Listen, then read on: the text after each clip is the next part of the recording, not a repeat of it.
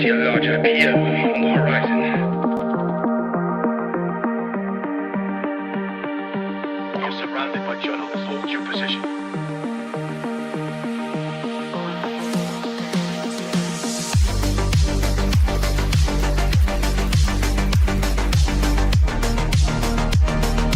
Overnight success.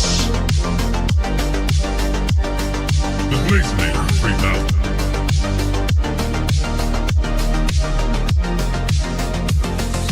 Double blaze. Right.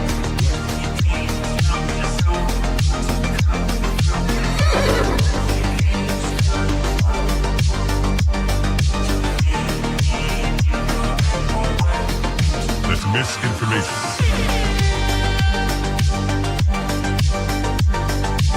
Market clearing order inbound. That's just wrong. You're surrounded by journalists. Hold your position. Come, get up.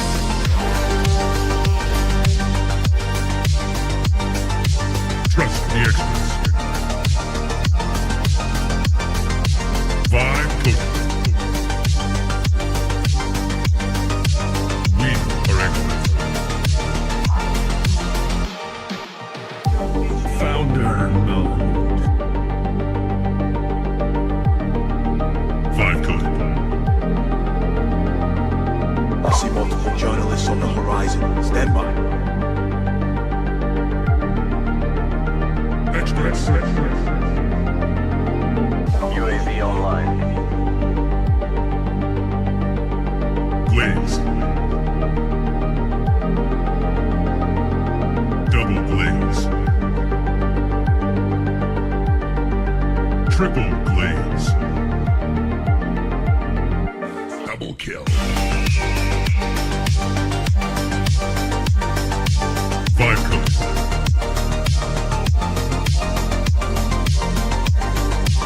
Wrong.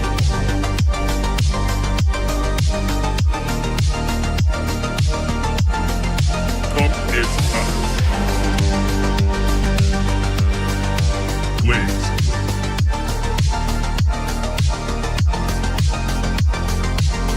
Team deathmatch.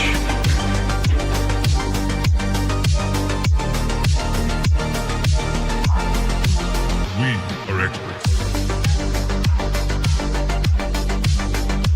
Triple glaze. That's just wrong. Right.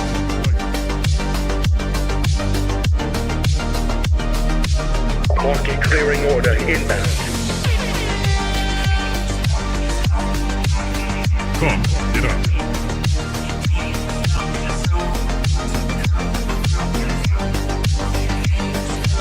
You're surrounded by journalists. Hold your position.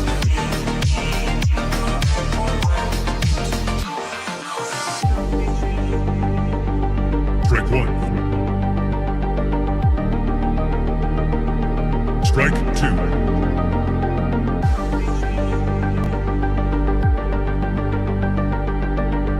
Activate Golden Retriever mode.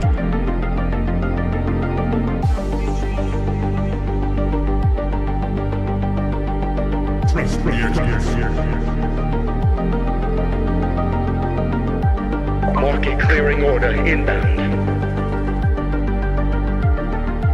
5 coded.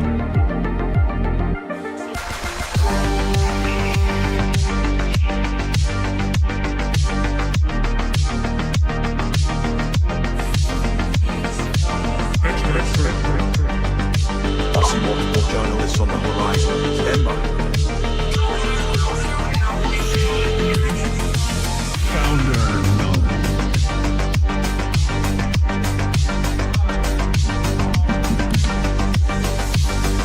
You're watching TBPN. Today's Monday, February 23rd, 2026. We are live from the TBPN Overdome, the Temple of Technology, the Fortress of Finance, the capital of capital. Let me tell you about ramp.com. Time is money, save both. Easy use corporate cards, bill pay, accounting, and a whole lot more, all in one place. Let's go.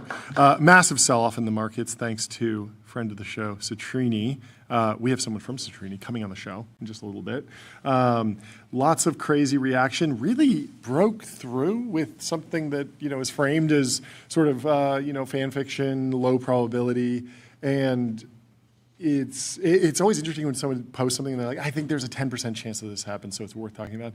And I'm like, well, what's the 90% scenario? No one's getting any clicks for the 90% scenario, and it gets completely. It's not that written out. exciting. Yeah, and throwing out something like, oh yeah, 10% chance that this crazy thing happens. That doesn't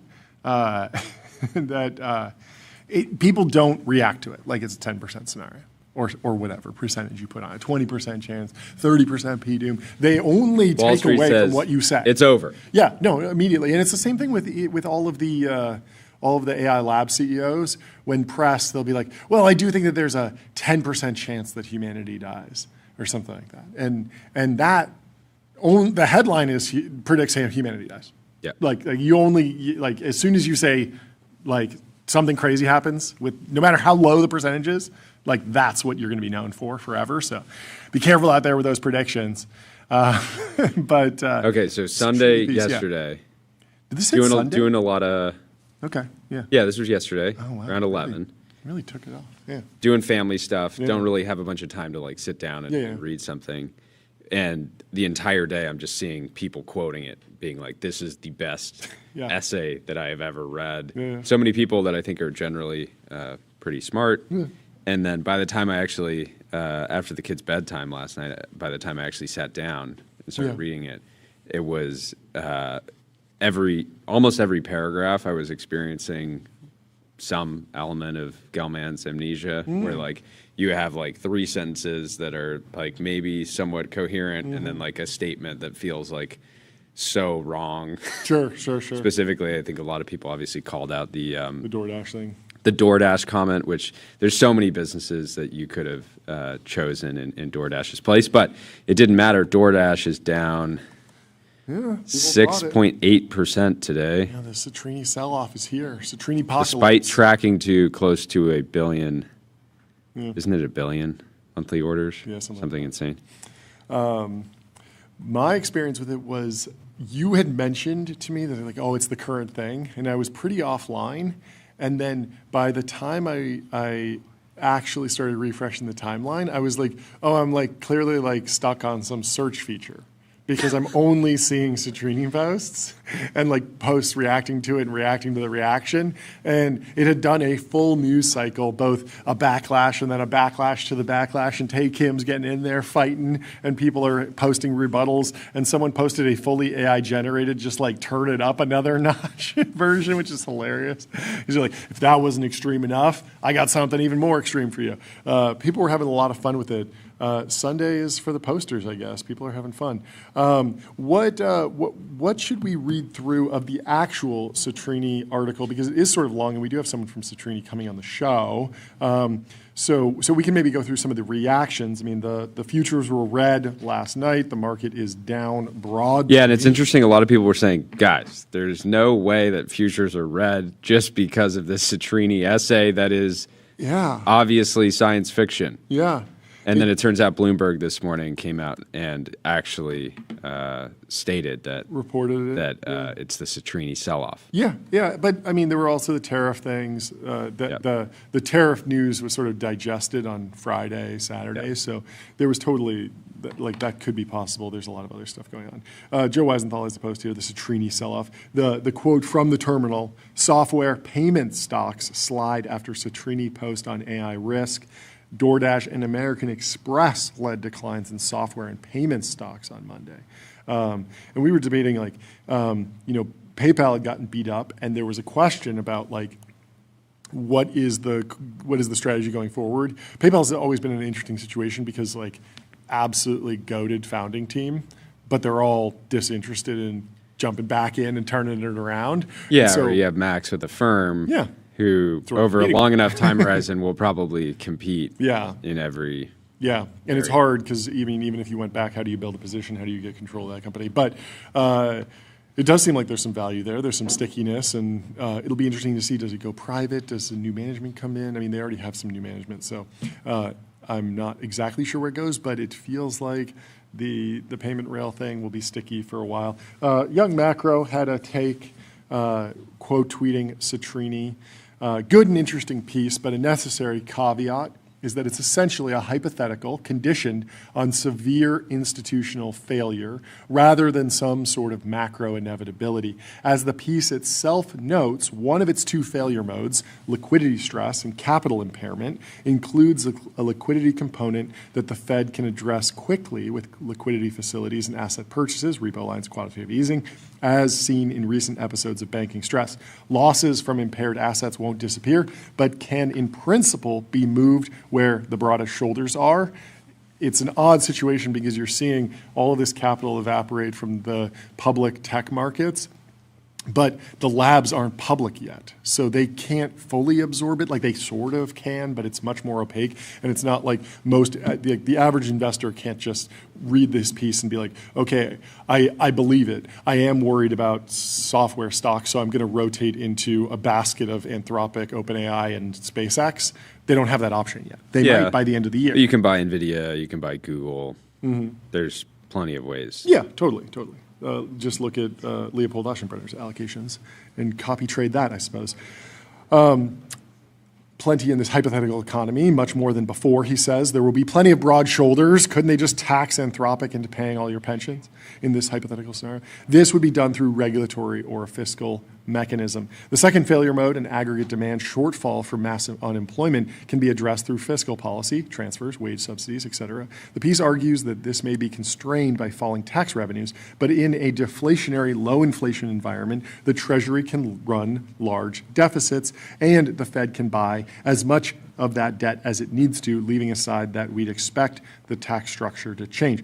The political process is unlikely to be as meaningful as a bottleneck as the piece claims, as the hypothetical fiscal hawks pointing to unsustainable deficits would not have much of a point, given the economy in this hypothetical will have much higher potential output. Also, that obviously wouldn't poll well. The first principles intuition obviously tells you something is awry when we're told that people will want at least as many real things as before, and the economy will have the means to produce more real things than before, but the people won't be getting the amount of real things that they want or need. This is because that typically requires major policy/institutional frictions or delay in translating capacity into purchasing power.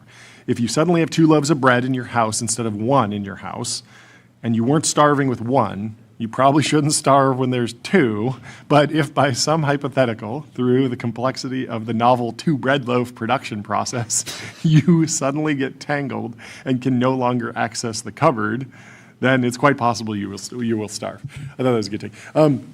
It is interesting how this moved the markets way more than AI 2027. Like, it's sort of the same piece, and it has a lot of the same sort of extrapolations based on AI progress, a lot of same. But like AI 2027, probably like the market reaction was like invest more in the labs. Yeah.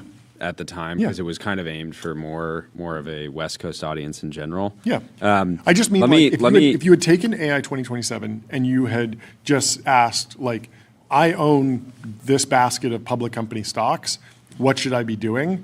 And AI 2027 is your backbone, you would probably sell a lot like you're selling right now. Like the AI 2027 situational awareness PDFs, like those are the Leopold Aschenbrenner philosophy that is now being reflected in the market, but he didn't go long any of these stocks. Anyway, really quickly.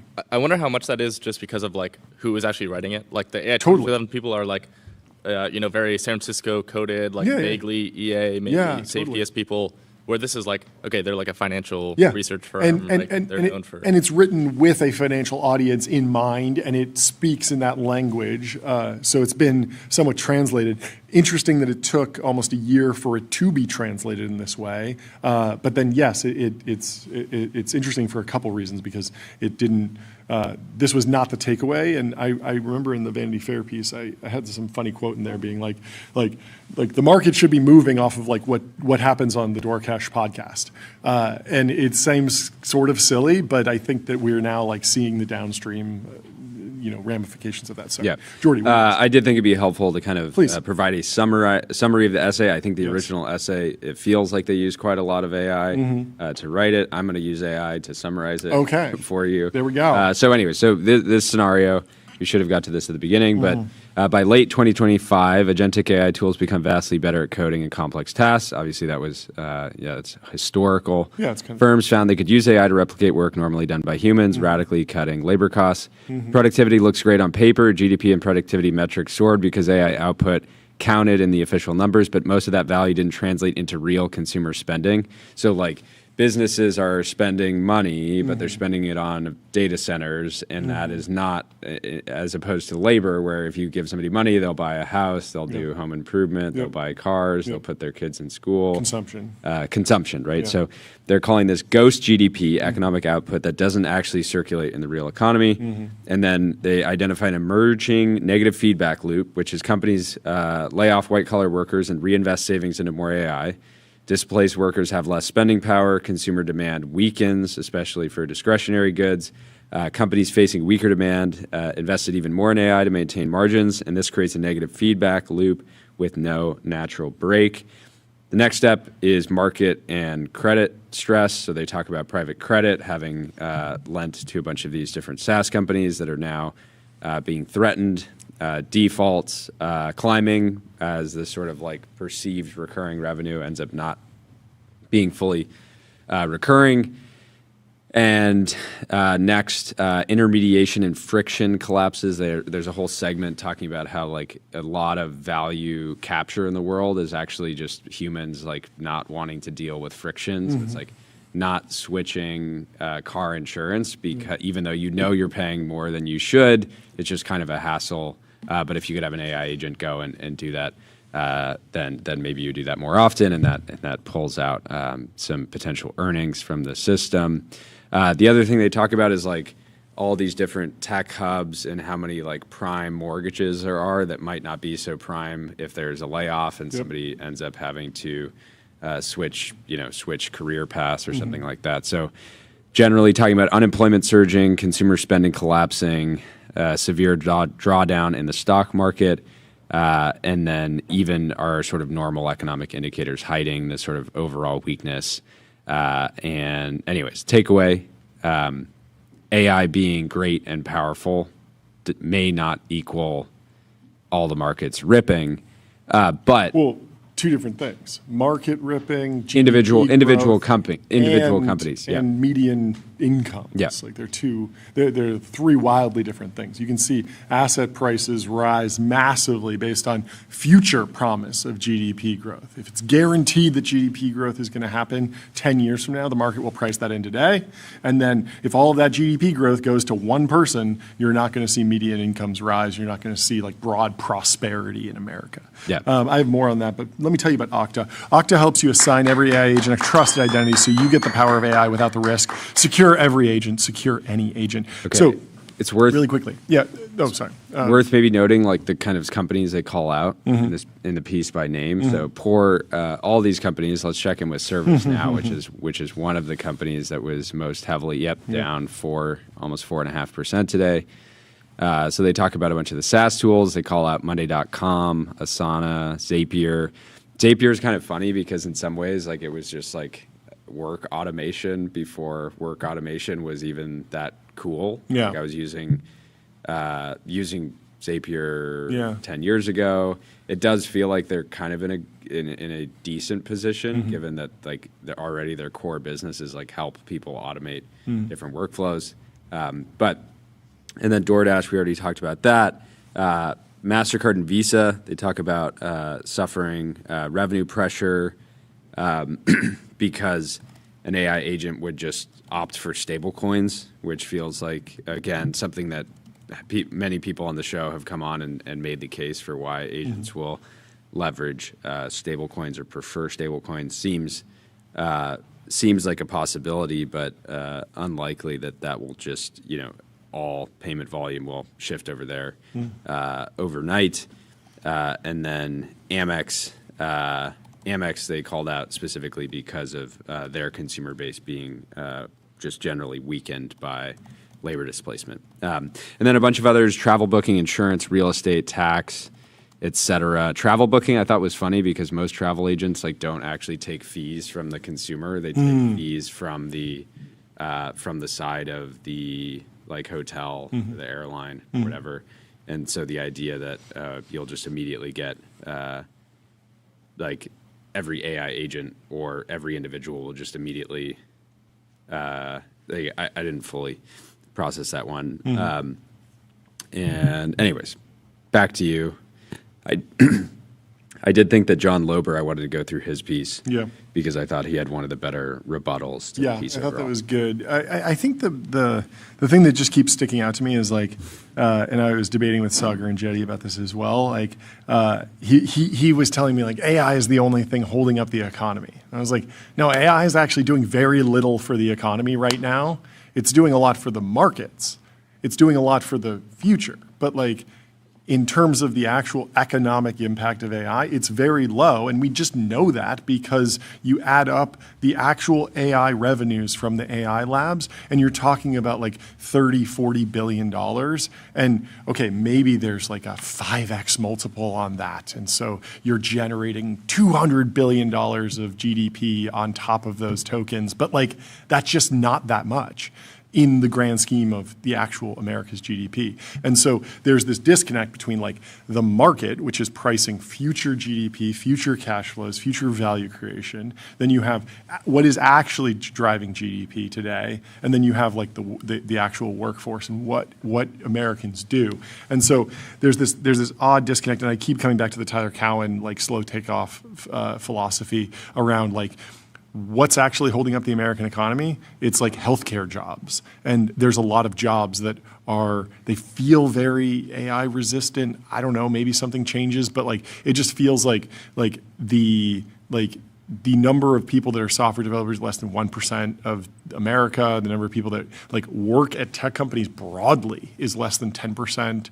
And so even if there's some massive like reallocation there, and then you go into like, even in like white collar, if everything shifts, like the rest of the world is hit. And there's just a lot of other dynamics that feel like you can see crazy gyration in the markets, and you can see really quick reallocation of 10% of capital, billions of dollars flowing around, but that doesn't immediately translate to what is happening in the real economy. There's always this disconnect. I'm laughing a little bit because we've seen so many short seller reports over the last few years where somebody accuses a company of like really, really bad, potentially illegal behavior, and the stock will like move down like 0.5%. And then somebody writes like kind of a cool piece of science fiction, but like easily can poke a million holes in it. And then it sends like all these mega caps really like funny. Down. Let's go through this piece from John. Before we do, let me tell you about Cisco. Critical infrastructure for the AI era. Unlock seamless real-time experiences and new value with Cisco. John Lober wrote a great piece very quickly after this called Contra Citrini. And he says, popular markets commentator Citrini recently published a compelling and popular piece of AI doomer fiction, admittedly with some small probability of occurring, but I'm old enough to have seen many cycles of economic doomsaying. I want to present a critique of Citrini's work and show a much likelier, more positive view of the future. 1, never underestimate institutional momentum. In 2007, people thought the U.S. was geopolitically done under peak oil. In 2008, they thought the U.S. dollar was just shy of collapse. In 2014, they thought AMD and NVIDIA were done. Then came ChatGPT, and they thought Google was done. Every time, existing institutions with momentum have proven themselves far more durable than onlookers thought. When worried about institutional turnover and rapid labor displacement, it's very funny that Citrini writes, even places we thought insulated by the value of human relationships proved fragile. Real estate, where buyers had tolerated 5 to 6% commissions for decades because of information asymmetry between agent and consumer. People have been calling for the end of the real estate broker for 20 years. You don't need super intelligence for this. All you need is Zillow or Redfin or Opendoor. That's exactly, this example actually shows the very opposite of Citrini's point. We have the type of labor that most people consider obsolete, and yet market inertia and regulatory capture have made the real estate broker far more resilient than anyone would have bet a decade ago. My wife and I bought a house a few months back. The transaction required us to have an agent, ostensibly for the above reasons. Our buyer's agent made about $50,000 on the deal for about 10 hours of form filling and party coordination that I could have done myself. This market will eventually be efficient and price this labor fairly, but it takes a long time to get there. I know a lot about inertia and change management. I built and sold a company that focused on moving insurance brokerages from service to software, and the main thing I learned is the iron rule of dealing with human reality. Everything is always more complicated and takes much longer than you think it will, even if you already know about the iron rule. That doesn't mean that a meaningful change in the world won't happen, but that the change will be more gradual, giving us the time to respond and adjust. Second point, software has infinite demand for labor. The software sector has been struggling in recent months as investors fear that companies like Monday, Salesforce, Asana can now be easily replicated and that the value of their back-end systems is indefensible. Citrini and others talk of AI coding as a spell of the end of jobs at SaaS companies are: one, the products become obsolete, zero margin, and two, the jobs themselves disappear. What everyone seems to be missing is this: these products effing S-U-C-K. That's his opinion. I can say this because I've actually spent hundreds of thousands of dollars on these products. Sure, maybe AI enables competition to replicate their products, but more importantly, AI enables competition to deliver better products. It's no surprise to see the stocks drop. An uncompetitive, sticky lock-in sector filled with another swear word, incumbents becoming competitive again. And my own personal call out here is even like until we see a round of layoffs at a company that is 5,000 software engineers at once, it's hard to believe that AI is replacing software engineers versus just making them a lot more productive. If somebody's a lot more productive, you'll pay at least the equivalent amount to maintain them. Yeah. Yeah, interesting. More generally, it is uncontroversial that virtually all current software is garbage. Everything I use and pay for is littered with bugs. Some software is so broken that I can't even pay for it. I have not been able to send a wire using Citibank's online banking in 3 years. This was my pushback against Rune. Rune was like, oh, like Codex is so good. Like, you can just vibe code everything. It's amazing. And I was like, why is the United app bad? The United app is good. And then he was like, it actually is good. And then I used it, and it's like not that bad. But the point holds, there is some bad software out there. I will die on this hill. But yes, hopefully it's going to get better.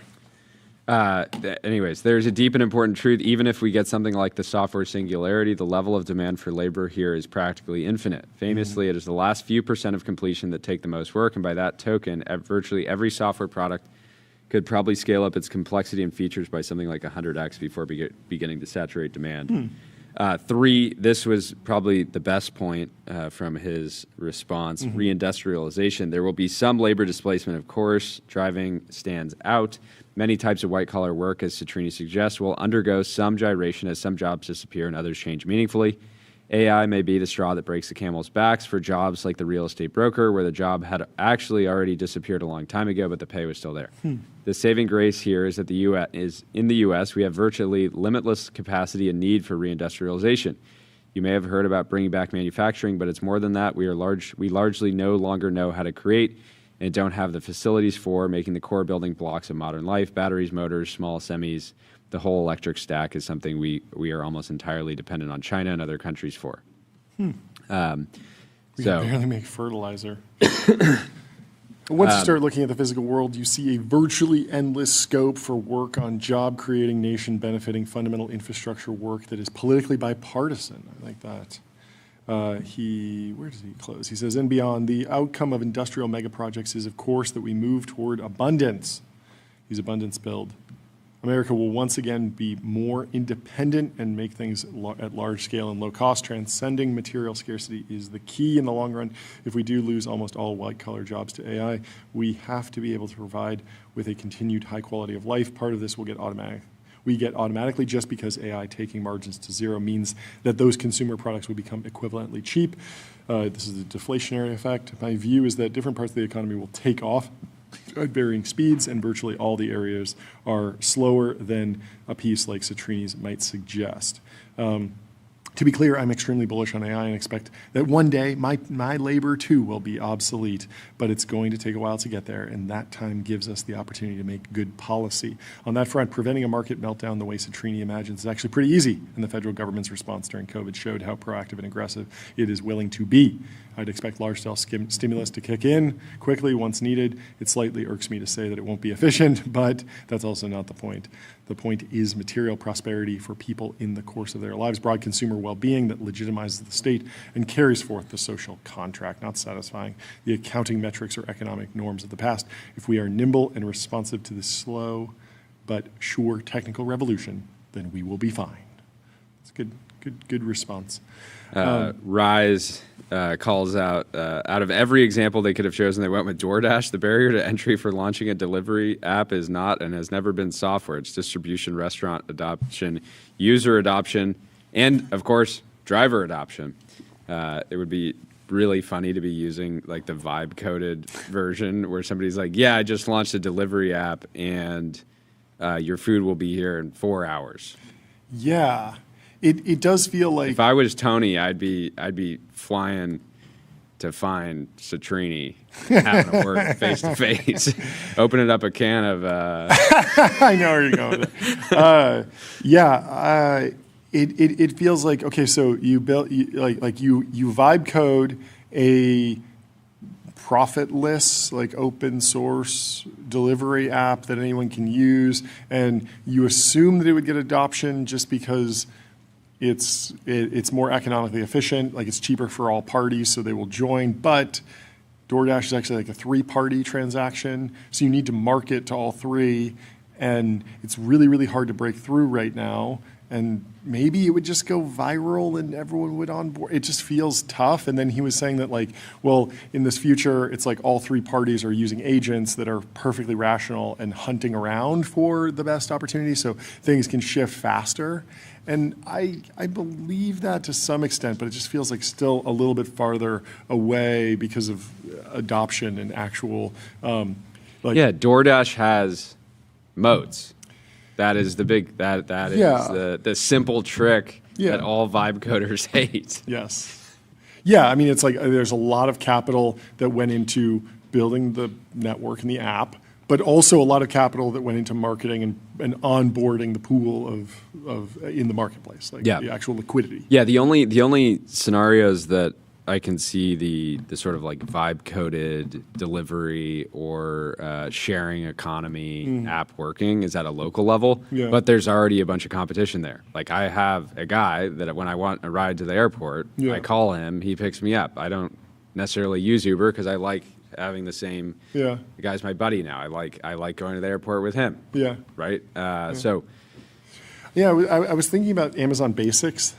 And like that hasn't destroyed every company, every brand. Like, and why is that? Like, is that a good analogy that like, okay, the big AI labs will have Amazon Basics for SaaS, but people will probably still want certain brands. There will be certain people that are locked in. Okay, yes, I know the Amazon Basics paper towels are cheaper, but I just happen to like this particular brand that's a little bit more tailored for me. But Amazon Basics was like, hey, you buy paper towels from this brand normally. We're going to sell you the same product with our logo. Effectively the same product. And I think the AI disruption that is much more real is like you have entirely new paradigms for software, an entirely new relationship with software. And it's not just like, somebody built the exact same version of Salesforce. It's like somebody built an app that automatically sets your schedule every day, and you're not even thinking about like, oh, I need to be monitoring this dashboard or I agree. I think the Amazon Basics of Salesforce, it probably is not that big of a business opportunity because the whole value prop is that it's lower margin, and so Amazon Basics is not driving Amazon's market cap. Well, Amazon has solved the distribution. They're like, we have the customer, but when you have a lower margin profile and you don't have the customer yet, naturally means you can't spend as much money to acquire customers and build out sales and distribution and all that stuff. It's a very different situation. It's not like people are just going to like the SaaS, supermarket. I think his pushback would be like they will effectively because they will go to an agent that says like I need to accomplish this job, and it will say, okay, well for that job I need a tool. There's a legacy SaaS provider and there's a neo SaaS provider that's vibe coded, and I could actually build my own version too, and it will pick the most economically efficient across that frontier. And so that's where he's coming away with like some downward pressure, which I think is like reasonable. It's just again. I just keep coming back to timelines here. Before we move on, let me tell you about Console. Console builds AI agents that automate 70% of IT, HR, and finance support, giving employees instant resolution for access requests and password resets. Let's continue. Very funny post from Dime Square Holdings. You think this is crazy, but just wait until next weekend when I publish my Substack article. You should freak out and kill yourself right now. People are really having fun with this. What was this next one? Wow, Dimes is on a roll. Average 2026 AI macro research note. I am legend. This may be the most terrifying novel you will ever read. Isn't that just the zombie apocalypse movie? That might be the most market-moving piece ever written, says Clouseau Investments. That seems accurate. I mean, there are other factors going on, but this does really feel like remarkably impactful. And I don't know, maybe it's a buying opportunity, maybe it's a warning to everyone else, but it certainly broke through. I mean, these articles is really, really underrated. I noticed like. I heard about something big is happening on a car podcast. I got that forwarded to me in an email. Like these pieces of like AI is a thing that you need to be paying attention to are breaking through in a way that AI 2027 did not.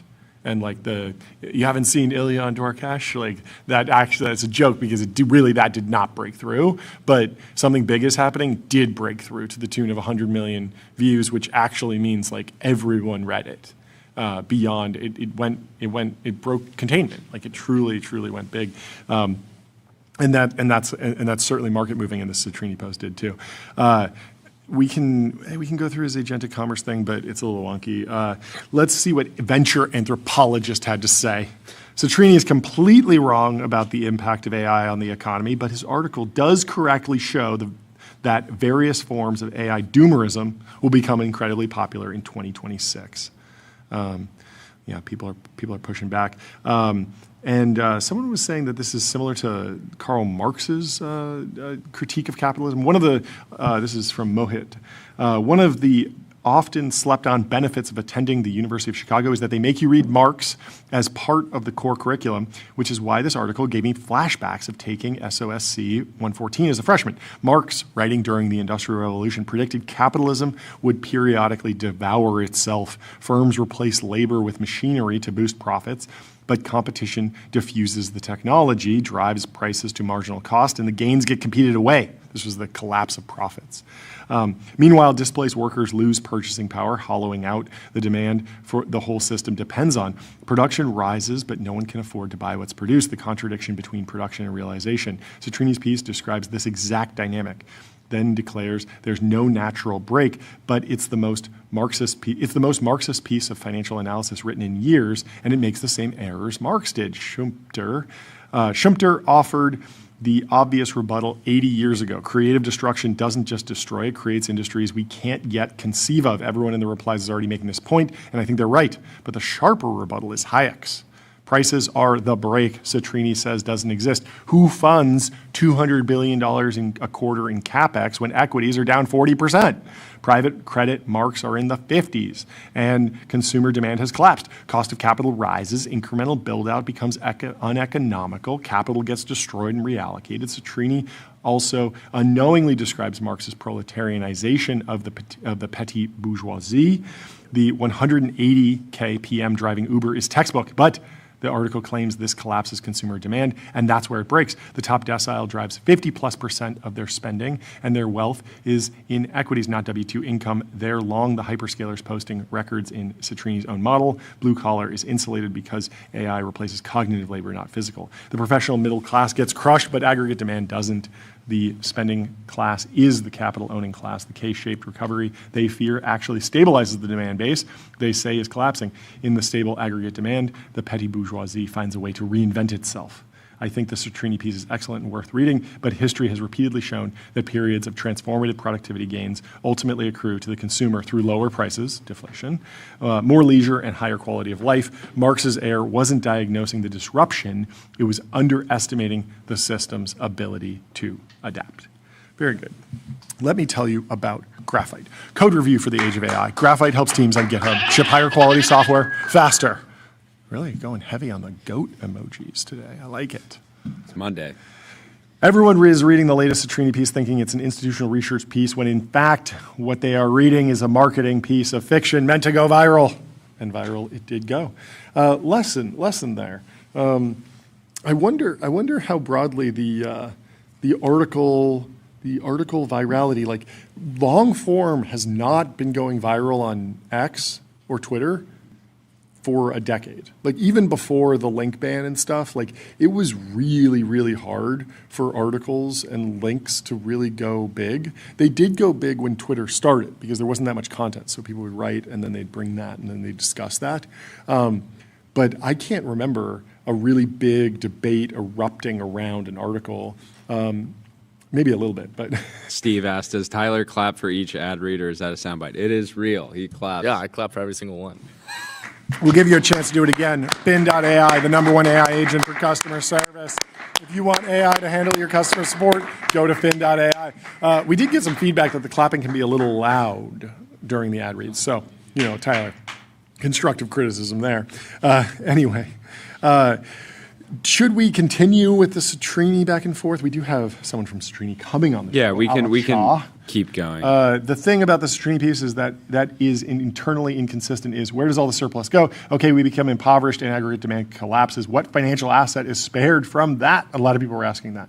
The answer is commodities. You want to be in like gold and silicon and whatever is at the bottom of the stack, and then whatever has the deepest moat, and then you want to be in the AI companies as well. Sean says he claps as well. Thank you, Sean. Thank you. Let's switch gears to something that is certainly more important than the Citrini piece: a street legal modded garbage truck. What? Pratt & Whitney J3 jet engine. Okay, let's see it.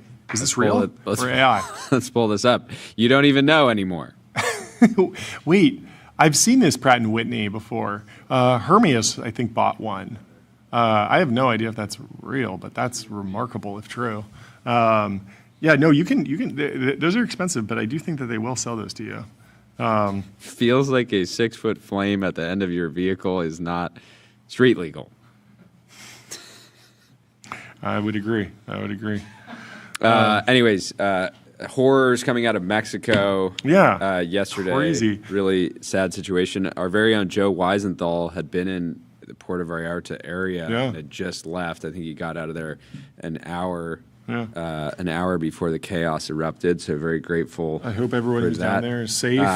r/Marriott on Reddit. Mm-hmm. Somebody said Westin Puerto Vallarta won't honor late checkout with streets closed. I am Platinum Elite. No Over way. 1,000 lifetime Marriott nights. Wait, PV I thought that was a joke. I didn't realize somebody actually posted this. Oh PV is on fire due to the cartel setting cars and buses on fire all over the city. The airport is closed and Ubers and taxis are not running. I asked for a 4 p.m. checkout, which I'm entitled to based on availability. They won't extend past 2 p.m. and said we would have to use the hospitality suite. We're supposed to be leaving for Buqueros this afternoon, but that isn't looking very good. Worst Bonvoy property I have ever experienced. I don't think anyone will be checking in today, so there's no reason to at least not extend us to 4 p.m. This is so fascinating. Does this person just not understand the scale of what's happening? Maybe you could break it down for anyone who's living under a data center. Like what actually happened in Mexico? Because it was not just fires and a few cars. This was like a military operation, correct? Because my wife texted me yesterday afternoon while I'm on X monitoring. You're monitoring the situation. All the open source intel. You texted me, and I was like, so "Oh, I'm what's on up there with Joe?" being like, wow, I've expected something like this for a long time, given the tensions down there. And then I'm just watching this, and my wife texts me, "Our friends want to go to Mexico in April." can we go? And a long weekend. And I was like, are you joking?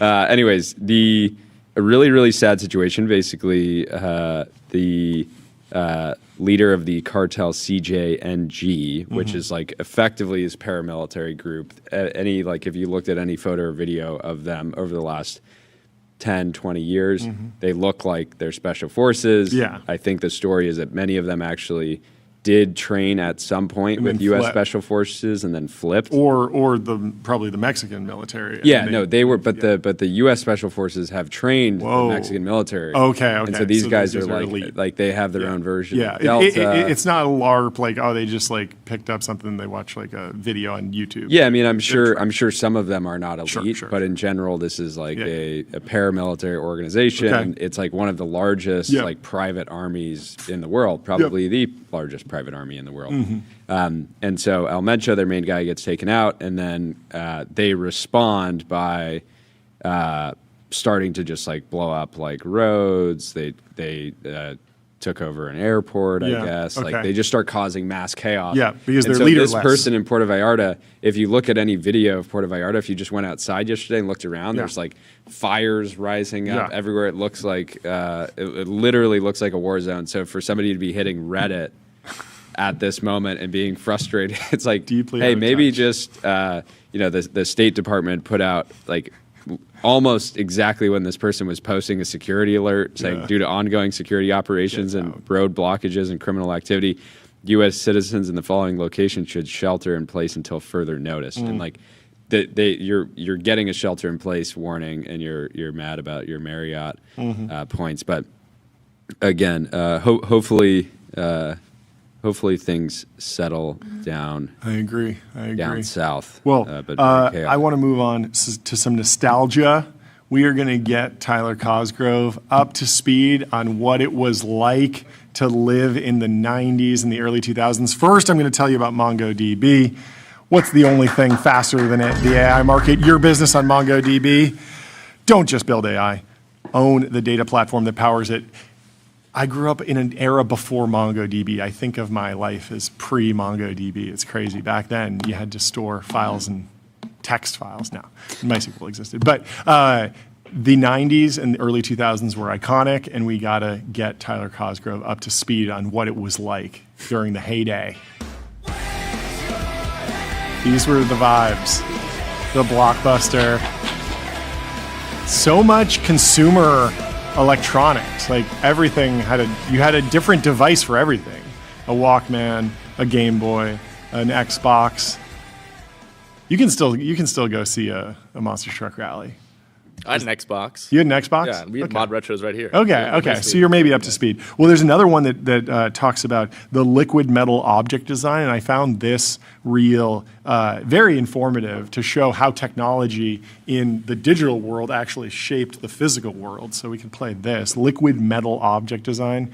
I feel like this is overdue for a comeback. It's pretty close. Fluid forms. Good music Other too. terms floating around were blobism, organic Blobism. minimalism, and biomorphic design. But even just looking at these Biomorphic things, design. it's easy to see that industrial designers were trying to push past the 'Cause everything was squareness of really the blocky 80s in the and had a 80s. futuristic vision for things like sportswear, watches, music The players. clear Well, why did clear this happen? case. This is a prime So example good. of when technology influences form. CAD, a modeling software, introduced what is called Nerves. non-uniform rational B-splines. What this allowed is for industrial designers to create mathematically smooth curves to be calculated with precision. It enabled people to make So these before you had to organic just like molds. use blocks basically, and like you'd get like a sphere, and that was it. And you could do like a sphere and a cube, but you couldn't really do whatever shape. And you back wanted. then, And they then- were rocking this kind of hardware Yeah. when they were saying that all retail stores Yes. globally will be wiped out within the Yes. next 5 to 10 years. Yeah. You had yeah. to be there. Yeah. I mean, reflecting on the dot-com boom, I think is particularly interesting right now. I mean, I do like the takeaway from the dot-com boom. When most people pull up the dot-com boom, they're just like, oh, it's a bubble and everything's going to zero. And like that's not quite the lesson, because the internet was still like actually the most powerful force for economic growth and change, and it did radically change society. It just did so over 2 decades instead of like 1 year, as was Yeah. predicted. So there's an article in the New York Times that sort of comparing the dot-com boom to the AI boom. And it's a piece by David Streitfeld at the New York Times. He says, people loved the dot-com boom, the AI boom, not so much. And I buy that generally. Like the tenor around the dot-com era, yes, there was a lot of froth, but in general, people were like, oh, this is like sort of interesting and cool. I gotta play with this, like tinker. They just missed it more as a toy than like true doom. Yes, there was Y2K and people were worried about that, but the stats weren't quite the same. So right now, were you like aware of Y2K? Extremely aware. Extremely aware. How did you process it? Because my parents were trying to explain to like a 5-year-old. Yeah. No, I was like I could generally. Yeah. I remember the turn of the millennium. I was overseas on a vacation, and there was a little bit of fear. Yeah. You got to get out. Everything's collapsing. You know, you got to seek refuge. No, but there was like a fear that like, okay, like something crazy might happen. But in general, my parents were like dialed in enough that they had been through the boom and bust of like something bad will happen to actually understand that like, no, the fixes were in place. And there were a bunch of interesting fixes. So if you're not familiar with Y2K, basically the idea was computers were programmed to store dates as 2-digit numbers. So you would just say it's 86, then it's 95, 96, 97, 99. What happens when you get to 2000? It just says 00, and all of a sudden all your interest calculations for your bank account freak out. You have negative money, the whole financial system collapses, anything that's planned, right? All of this was like the fear of what might happen. Tyler? Yeah, I mean, that doesn't make any sense, right? Why? Well, like, didn't easy for you to say, Tyler. Like, you weren't born for. Like, oh my gosh, the numbers are resetting all of a sudden. Like you can see, it's like a calendar. You had to be there, Tyler. Yes, you had to be there. Did no one have foresight? I no, guess nothing happened, right? No, yeah. People did have foresight, and so they started implementing changes, and the changes cost a ton of money. I think the total bill for Y2K systems updates, because if you had hard-coded, like, our dates and our systems we're a bank and we store dates in 2 digits, you got to go and change that, and that's a couple days of work, rewriting some code. They didn't have Claude Code back then. And so, yes, it wound up being something like hundreds of billions of dollars were spent in the lead up to Y2K to prevent that. Hit the gong for the Y2K paydays. A lot of people made a lot of money from. But there were also a whole bunch of interesting rules. And Hotshot over here, I'm going to give him a pop quiz. Do you know how to calculate a leap year? If you get this wrong, there's going to be consequences. Okay. No. Stop. Do you know how to consequences? No. No. I told you there'd be consequences, Tyler. Okay. That was the most Zoomer thing I've ever seen in my life. He just has to go. He's brain dead. Wait, how to calculate leap year? Yes. Like when do leap years happen? I don't know, like the actual calculation. Isn't it every 4 years? Every 4 years, except every 100 years, except every 1,000 years. So they toggle back and forth. And so at 1900 was not a leap year. And so if you didn't know any of the rules, you would just think, any of the special rules. You would just be like, every 4 years is a leap year. It's a leap year, 2000. But if you knew the 100-year rule, you would be like, actually, it's not a leap year. So I need to hard code the system that is not a leap year. And you can fact check this too, because I'm not sure. I'm just riffing here, and it might be wildly wrong. But the 1,000 cancels out the 100, and you wind up with just a normal year. And so if you did nothing, you win. Yeah, but okay, so Gregorian calendar goes into place 1582. Yeah. So you have like 400 years to figure this out. Yes. Right? Yes. And we did, but it cost us $100 billion, as is all technological change. But Y2K was like, it was very millenarian. People were dooming about the apocalypse, but these were like fringe sort of cult types. The same thing happened with 2012. I don't know if you remember 2012 apocalypse stuff. Y2K was the same thing. But it was not widespread. AI doom is truly widespread. there's a study in YouGov, more than 30% of Americans are concerned that AI could end human life on Earth. Like, that is a wildly high number compared to how many people believed 2012 was going to be the end or 2000 was going to be the end. Like, I would be shocked if either of those dates were single-digit percentages. Most people were like, yeah, okay, like, I might need to, like, print out my bank statements. A lot of people are doing that, like, print out your bank statements before Y2K because, like, then you'll have a backup and you'll be able to go in and say, like, no, I actually have $10,000 in my bank. I don't have negative 9 million because it's not the year 1000 right now. But everyone got through that. The other interesting thing is that there's this disconnect between the doom, AI is going to kill everyone, and then what is the impact of AI? There's this new research paper from the National Bureau of Economic Research, NBER. They polled a whole bunch of firms in America, a whole bunch of companies, and they said, are you getting a benefit from AI? Tyler, what % do you think said, yeah, AI is helping out? Oh, it's probably pretty low. It's extremely low. 20%? It's exactly 20%. Nailed it. 80% said that AI was having no impact on their productivity or employment.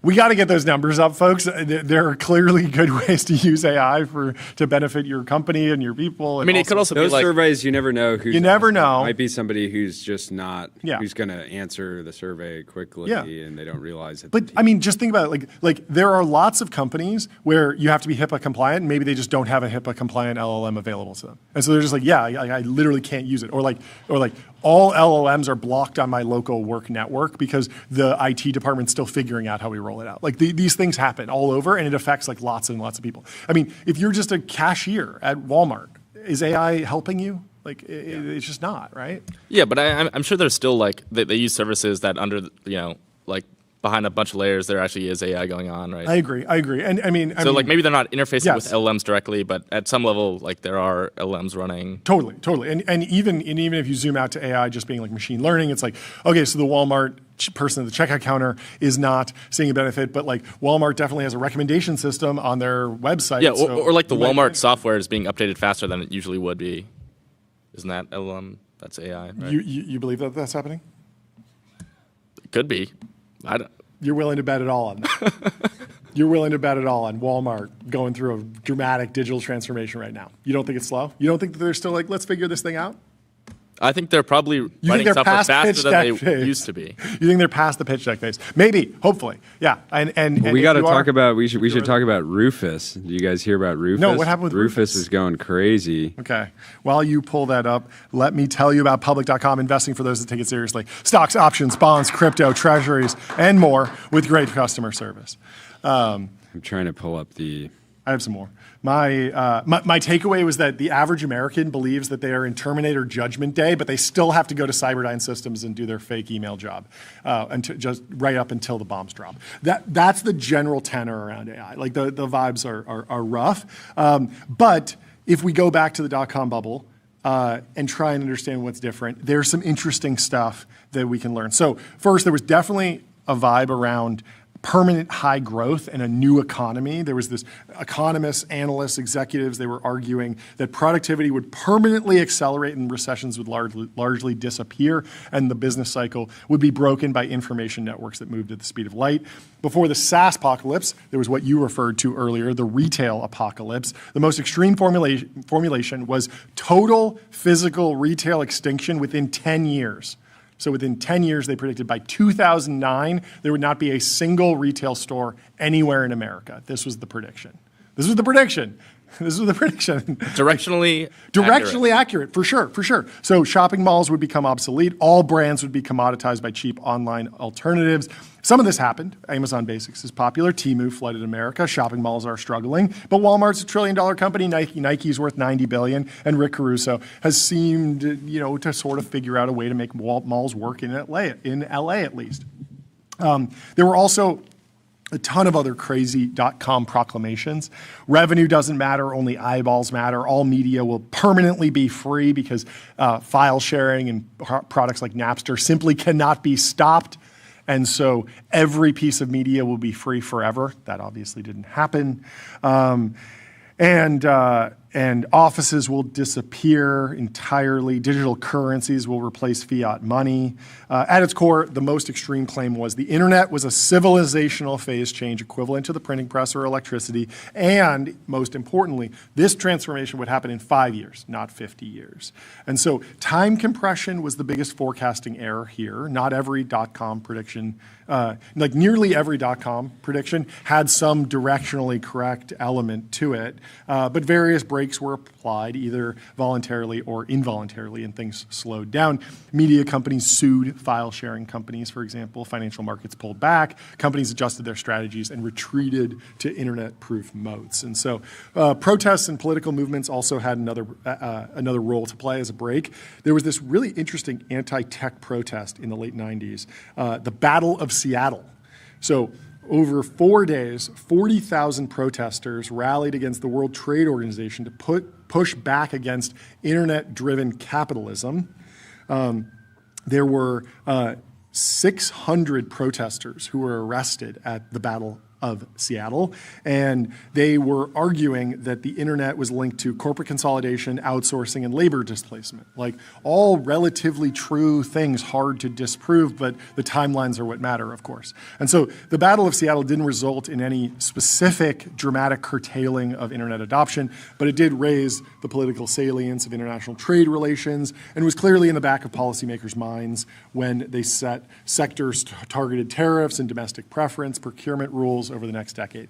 And so I was thinking about this in the context of the New Brunswick data center protest. So the actual, this data center that got canceled in New Jersey, by comparison to AI, like it's tiny. It's generous to call it a data center. Yeah, it's more of like a data point than a data center. Edge computing. Yeah, so it's 25,000 square feet. The current like Meta large data center campus is 500,000 square feet. So 5% of the size. And so this data center, we don't know who is actually going to buy the capacity, where it was going to go, but you can think of it much more like, you know, delivering you Netflix faster than, you know, training the next AI model. But like it worked. They got the data center canceled. And so this is going to be like a data point in the minds of AI policymakers, decision makers, leaders for a long time.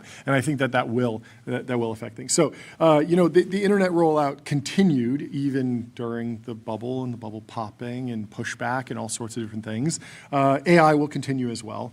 But I think it's important to like refocus the conversation on actual impact. Like the 20% needs to go up and people need to say, yes, this is helpful, and then mitigate the negative externalities before they turn into real problems for average Americans. The energy issue was foreseeable, like it was predictable, and maybe that's what we need to be forecasting. Like the next turn of AI 2027 or AI 2028 should be like, here are all the problems that we're going to bump into along the way. Like, let's go mitigate those now, because all the hyperscalers could have been subsidizing electrical build-outs like years ago, for sure.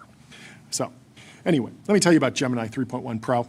Gemini 3.1 Pro is here with a more capable baseline. It's great for super complex tasks like visualizing difficult concepts, synthesizing data into a single view, or bringing creative projects to life.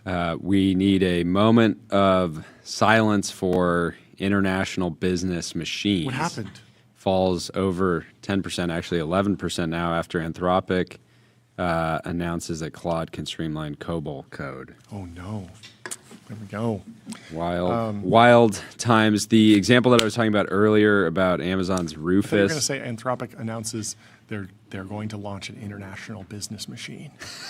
No. We are an international business machine. Mike Isaac was reporting, Financial Times, he was just commenting, Amazon's internal AI coding assistant decided the engineer's existing code was inadequate, so the bot deleted it to start from scratch. That resulted in taking down a part of AWS for 13 hours, and it was not the first time it happened. I love it. Sometimes the best course of action is to delete and recreate. Delete everything.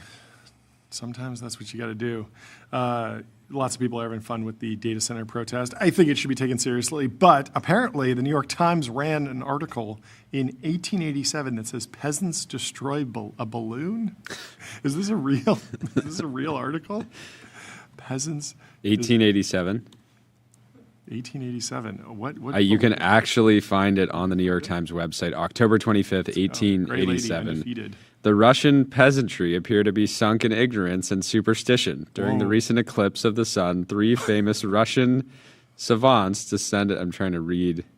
This is in the Times machine. It's very, very. Oh, it's actually like it's a scan, right? It's not text. Yeah. Wow. Incredibly hard to read, but the peasants did destroy the balloon. They destroyed it. They got it. Somebody asked, would you live next to a date center? Not a data center, but a center for dates. Dates are underrated. Yeah, dates are good, healthy, delicious. Anyway, 11 Labs. Build intelligent real-time conversational agents. Reimagine human technology interaction with 11 Labs. Let's go over to the horse section of the show. There's some big horse news going on. The moment you've been waiting in for. The Financial Times. A horse walks into a lab. Let's see. Handel says peasants destroying a balloon in 1887 is setting a Waymo on fire in 2025. True. Yes, but okay. So the interesting thing about the Waymo fires was that we live in LA where the Waymo fires happened, and if you were on the internet, it looked like Los Angeles was burning to the ground.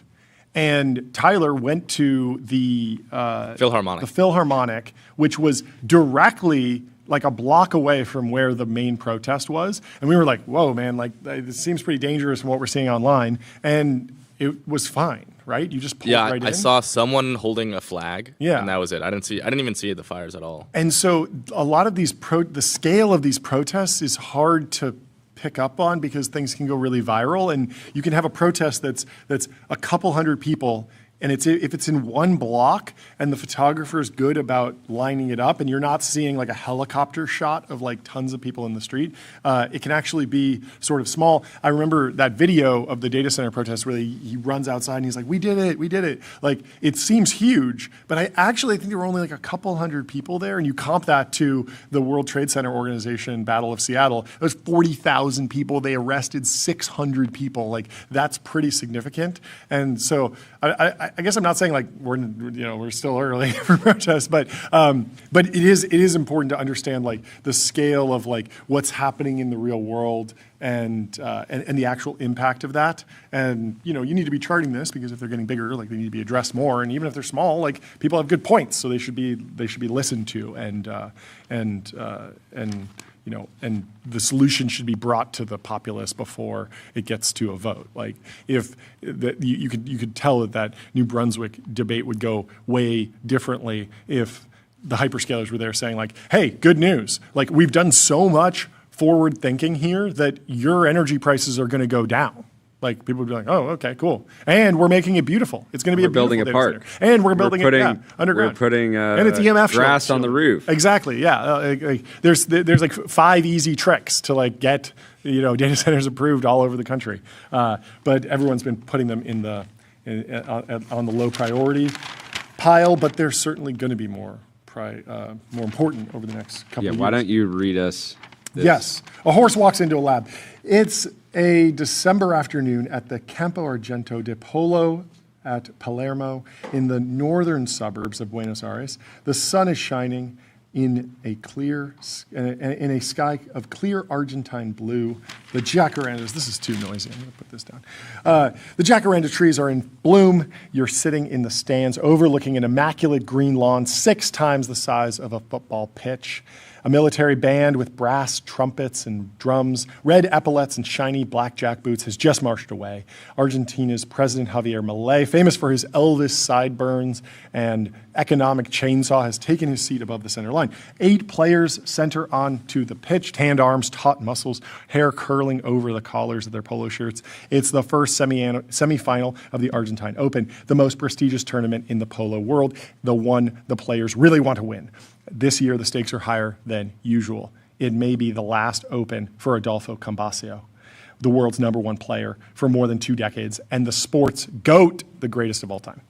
Cambacio has changed the way polo works, not only through his skill and tactical genius, but as a result of a bet he made nearly 20 years ago. He bought into the idea of cloning ponies a decade before his rivals.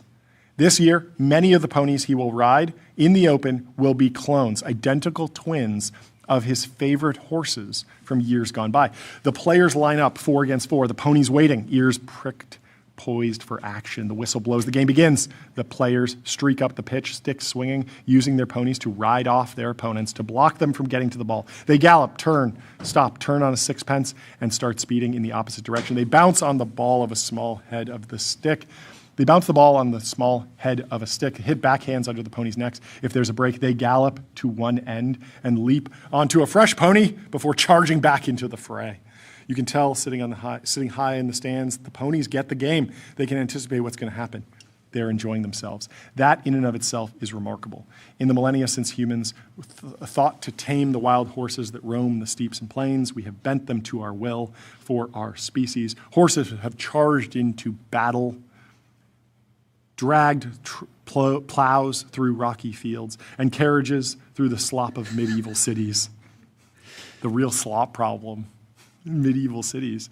Humanity versus slop. Man has taught them that a hard white ball needs to get to the end of a large field and through the gap between 2 poles.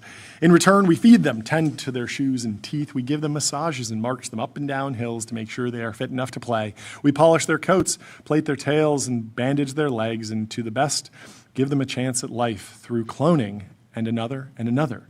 But it seems that isn't enough. Now 2 men, a scientist and an entrepreneur, are going beyond making copies of an original. They are engineering polo ponies to make them even faster in the hope that in a game of high stakes and slim margins, it will give them the edge to win.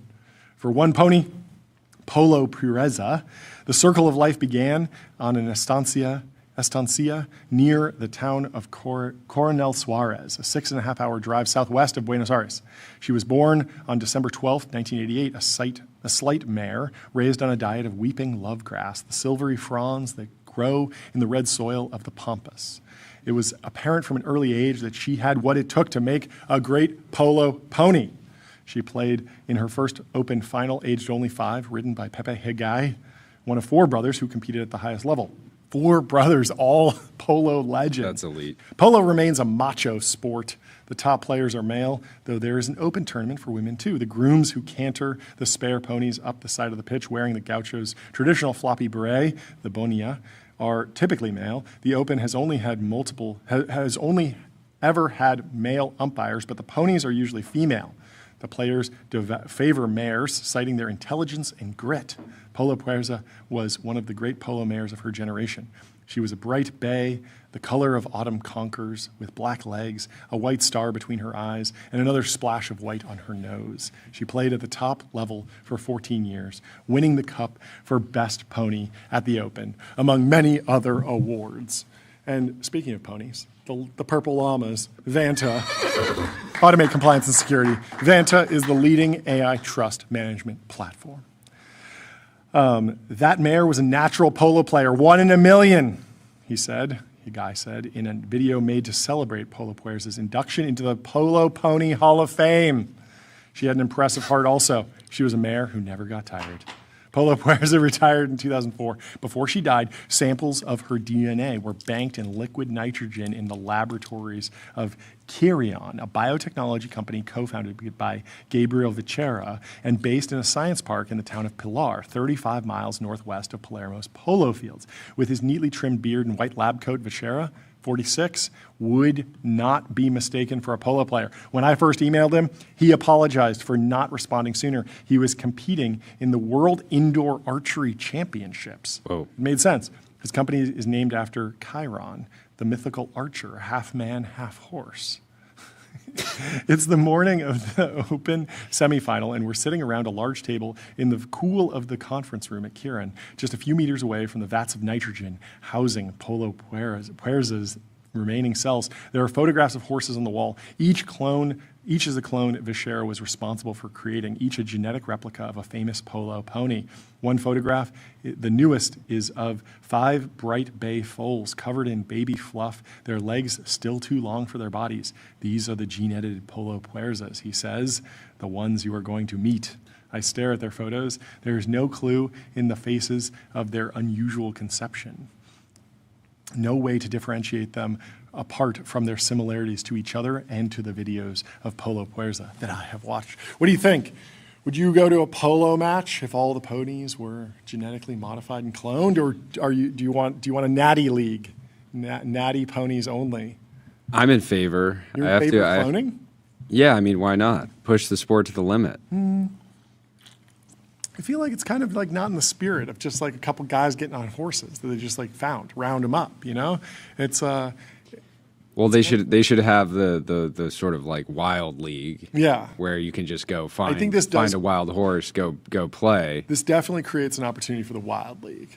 Yeah, for sure. This is kind of the free range league. What do they call it? The enhanced games. Yeah, this is the enhanced games for polo for sure. Yeah. Anyway, Tyler, are you a polo accelerationalist? Sorry, your business is AI. Their business is securing it. CrowdStrike secures AI and stops breaches. Tyler, are you a polo purist? I think I'm in favor of the cloning. You're a polo accelerationist. Yeah. PAC, as they say. Yeah. Well, good news for you. There's lots of cloned ponies coming your way to a polo field near you. What did this post say? If you run every day, you'll be ready for any situation that calls for extreme cowardice. Was this deleted? I think so.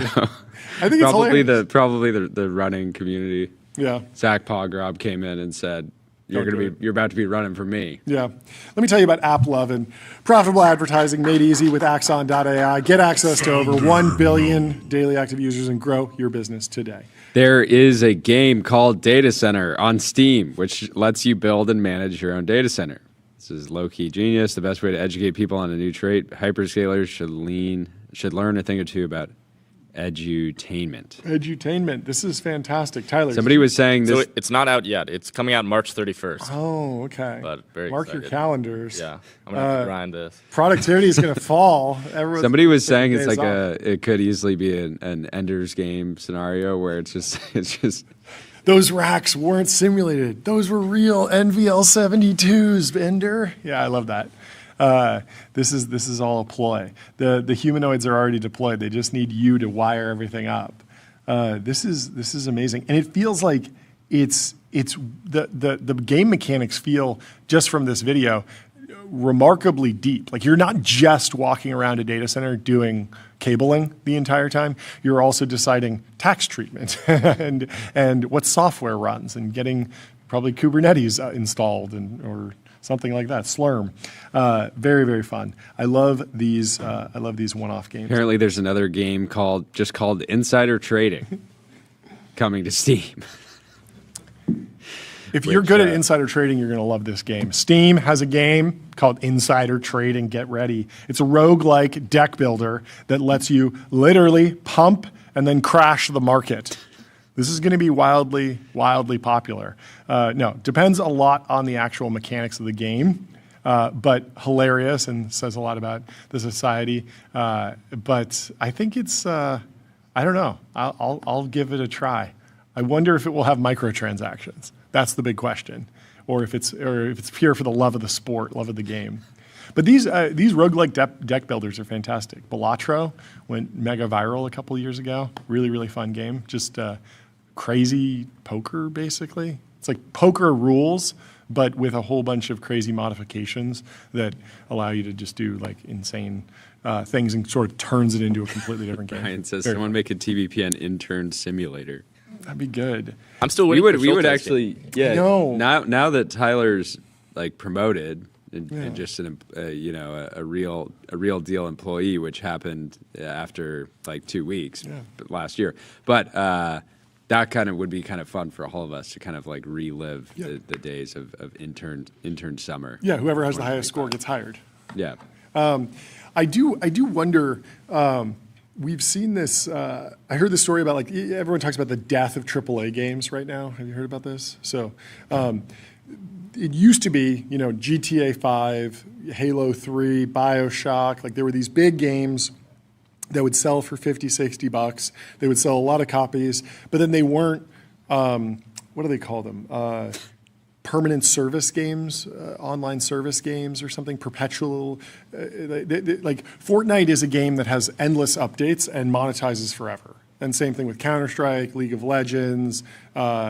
There's a few others that have wound up generating a ton of money for these companies because once they get them up, they're like ecosystems. Roblox, great example.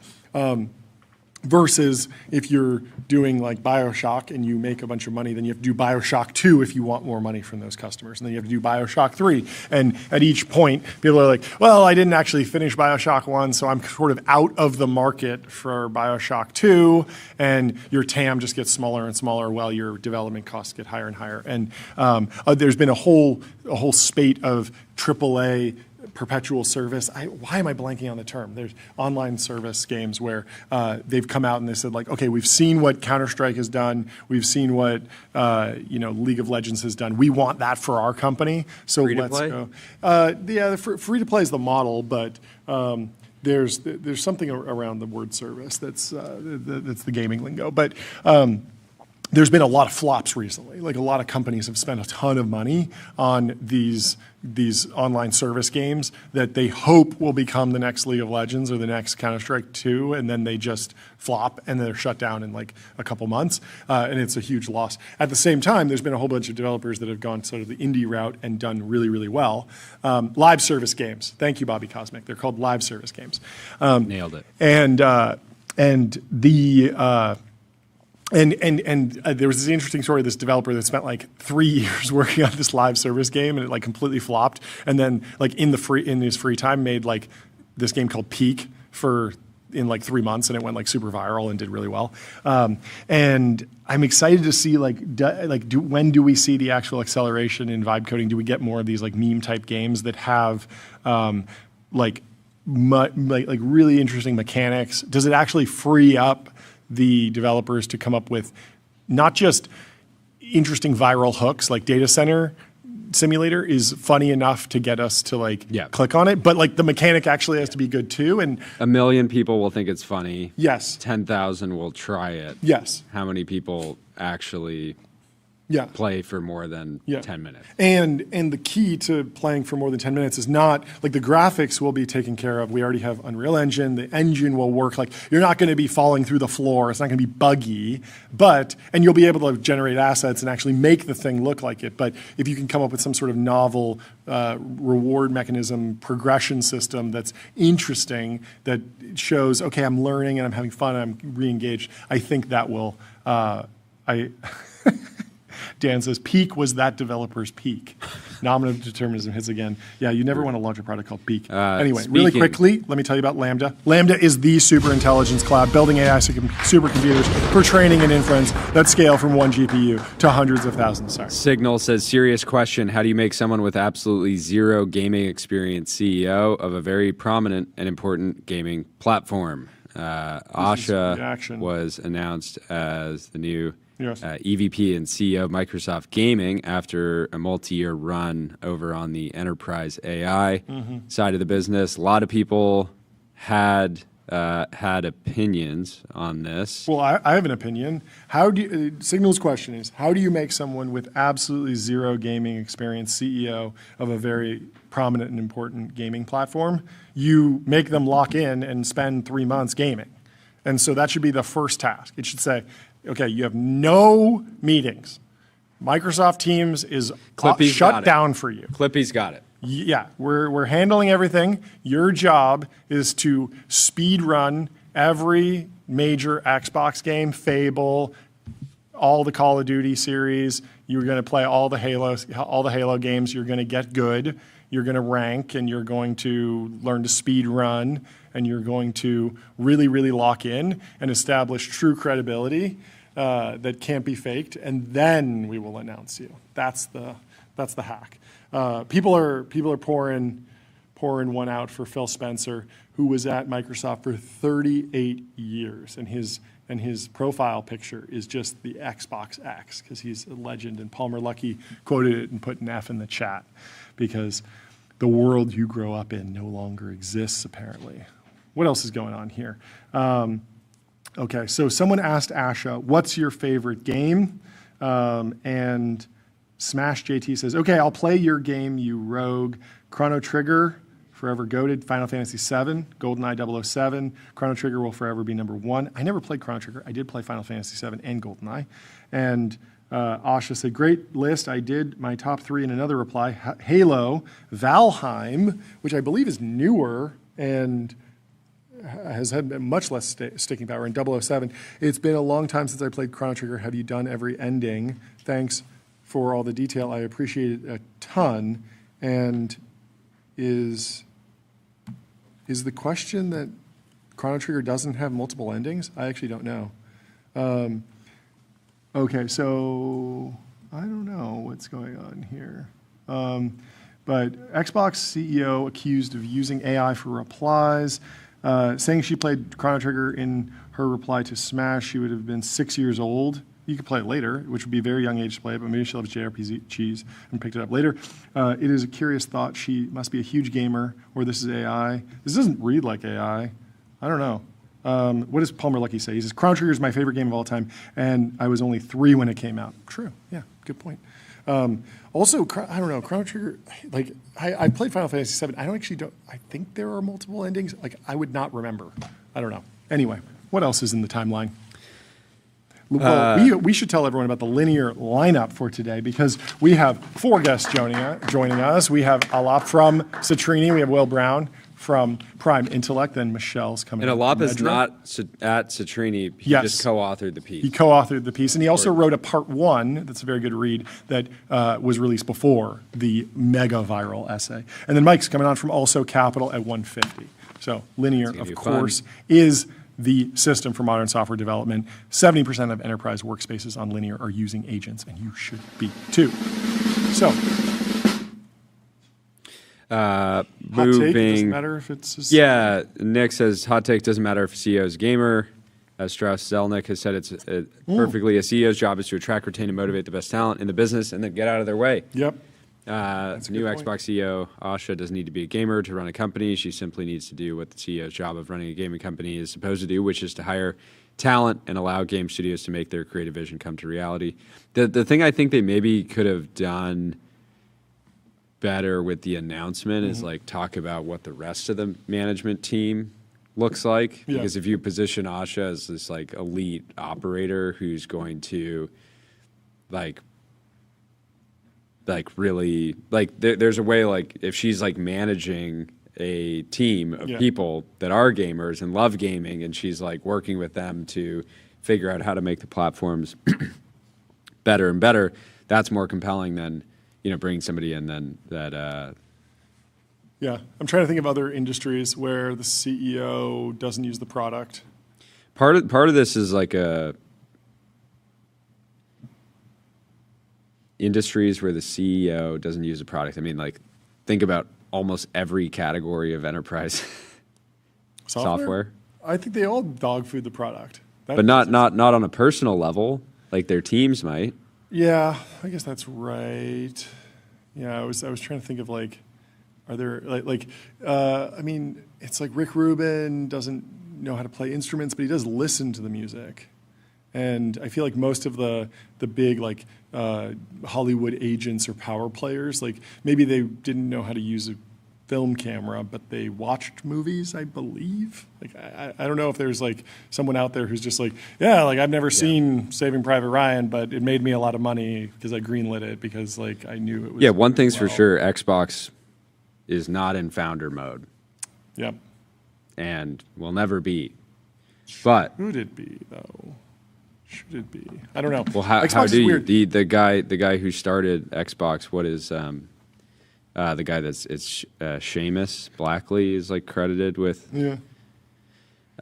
creating and designing the original Xbox. Huh. I think he's now in the chocolate business. Huh. Yeah, I mean, I definitely think the CEO of a video game company can just provide a fantastic environment for creative individuals. And also, I mean, Xbox is a hardware company. It's also a live streaming company. It's also a studio where you just have studio heads that go and greenlight projects. It's not all directly related. Handel says Larry Ellison using Oracle on a nice Sunday morning. Let's go. Good job. That's correct. I don't know. He probably does store a lot of data in Oracle. Who knows? Yeah, Aaron says the CEO necessarily is not in the product daily. Yeah. Who knows? We'll wait to see. It already happened. Yeah. So. Well, yeah. I mean, we'll see. Yeah, we're working on. We got in touch with her on Friday. We're Yeah. gonna find a time for her to jump on the show. Yeah. PS6 might be delayed because of the memory stuff. There's also, I don't know. Yeah, they should just delay the next Xbox and let Asha just game for 3 months, like you said, 6 months. Yeah. The really interesting thing on the hardware side is a lot of people were freaking out over the weekend playing with ChatJimmy.ai from Talus. We had the founder on the show. He has baked Llama 3 8B onto silicon. And so it runs at 16,000 tokens per second. So you ask it your typical LLM query, and it just, boom, loads the page. It's all done. There's no token streaming in. You're just at the bottom of the page. It's actually sort of jarring because then you have to scroll back up. But it's clearly like incredible, and this is coming, and we've experienced it with Codex 5.3, Cerebrus, or Spark. Is that what they call it? And there's a few others, Grok. And it doesn't have web search. Yeah. Course. So there's a lot if you of ask it what is TBPN, it says Twin Butchers Pizza Network. We gave you a different answer this time. Wow, it's really hallucinating. Anyway, that I think that the system on a chip, Cerebrus, the wafer scale, super fast inference is going to be very amazing for it really is just coding. a next token predictor. Yeah. It says TBPN could also stand for the Black Pine Network. This is not a well-known term or organization, but it could be a fictional or made-up name. It's having fun. It's having fun. But I think that there's a very interesting play where the gaming systems basically bake a style transfer diffusion module onto silicon and put it on the chip. This is what NVIDIA did with DLSS, dynamic something super sourcing, super sampling, deep learning super sampling, DLSS. So if you have a NVIDIA, what is it, GeForce like 4090, 3090, there's a section of the chip that's trained to take a 1080p video game and up-res it in real time to 4K. And so you can run, if your hardware can only run the game at 720p, 60 frames a second, it'll up-res all of those frames. It's not perfect, but it gives you a sharper image. It's basically just AI sharpening that's happening.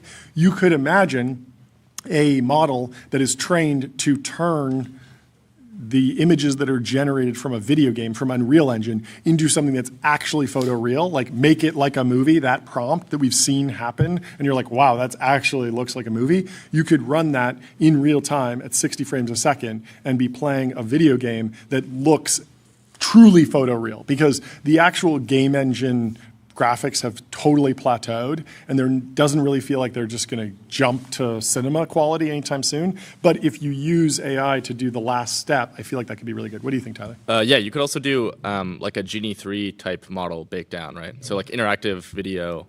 Oh, yeah. That's like 'cause it's actually really slow and limited right now, but if you bake that down, you could play that. Yeah. I still think there's a lot of work to be done on Genie 3. And Yeah, those maybe world it's models. like 1 or 2 more models. Yeah, like clearly that those would be are like very Llama interesting, 2 level right now, but yes, I completely agree. Anyway, let me tell you about Restream. One live stream, 30 plus destinations. If you want a multi-stream, go to restream.com.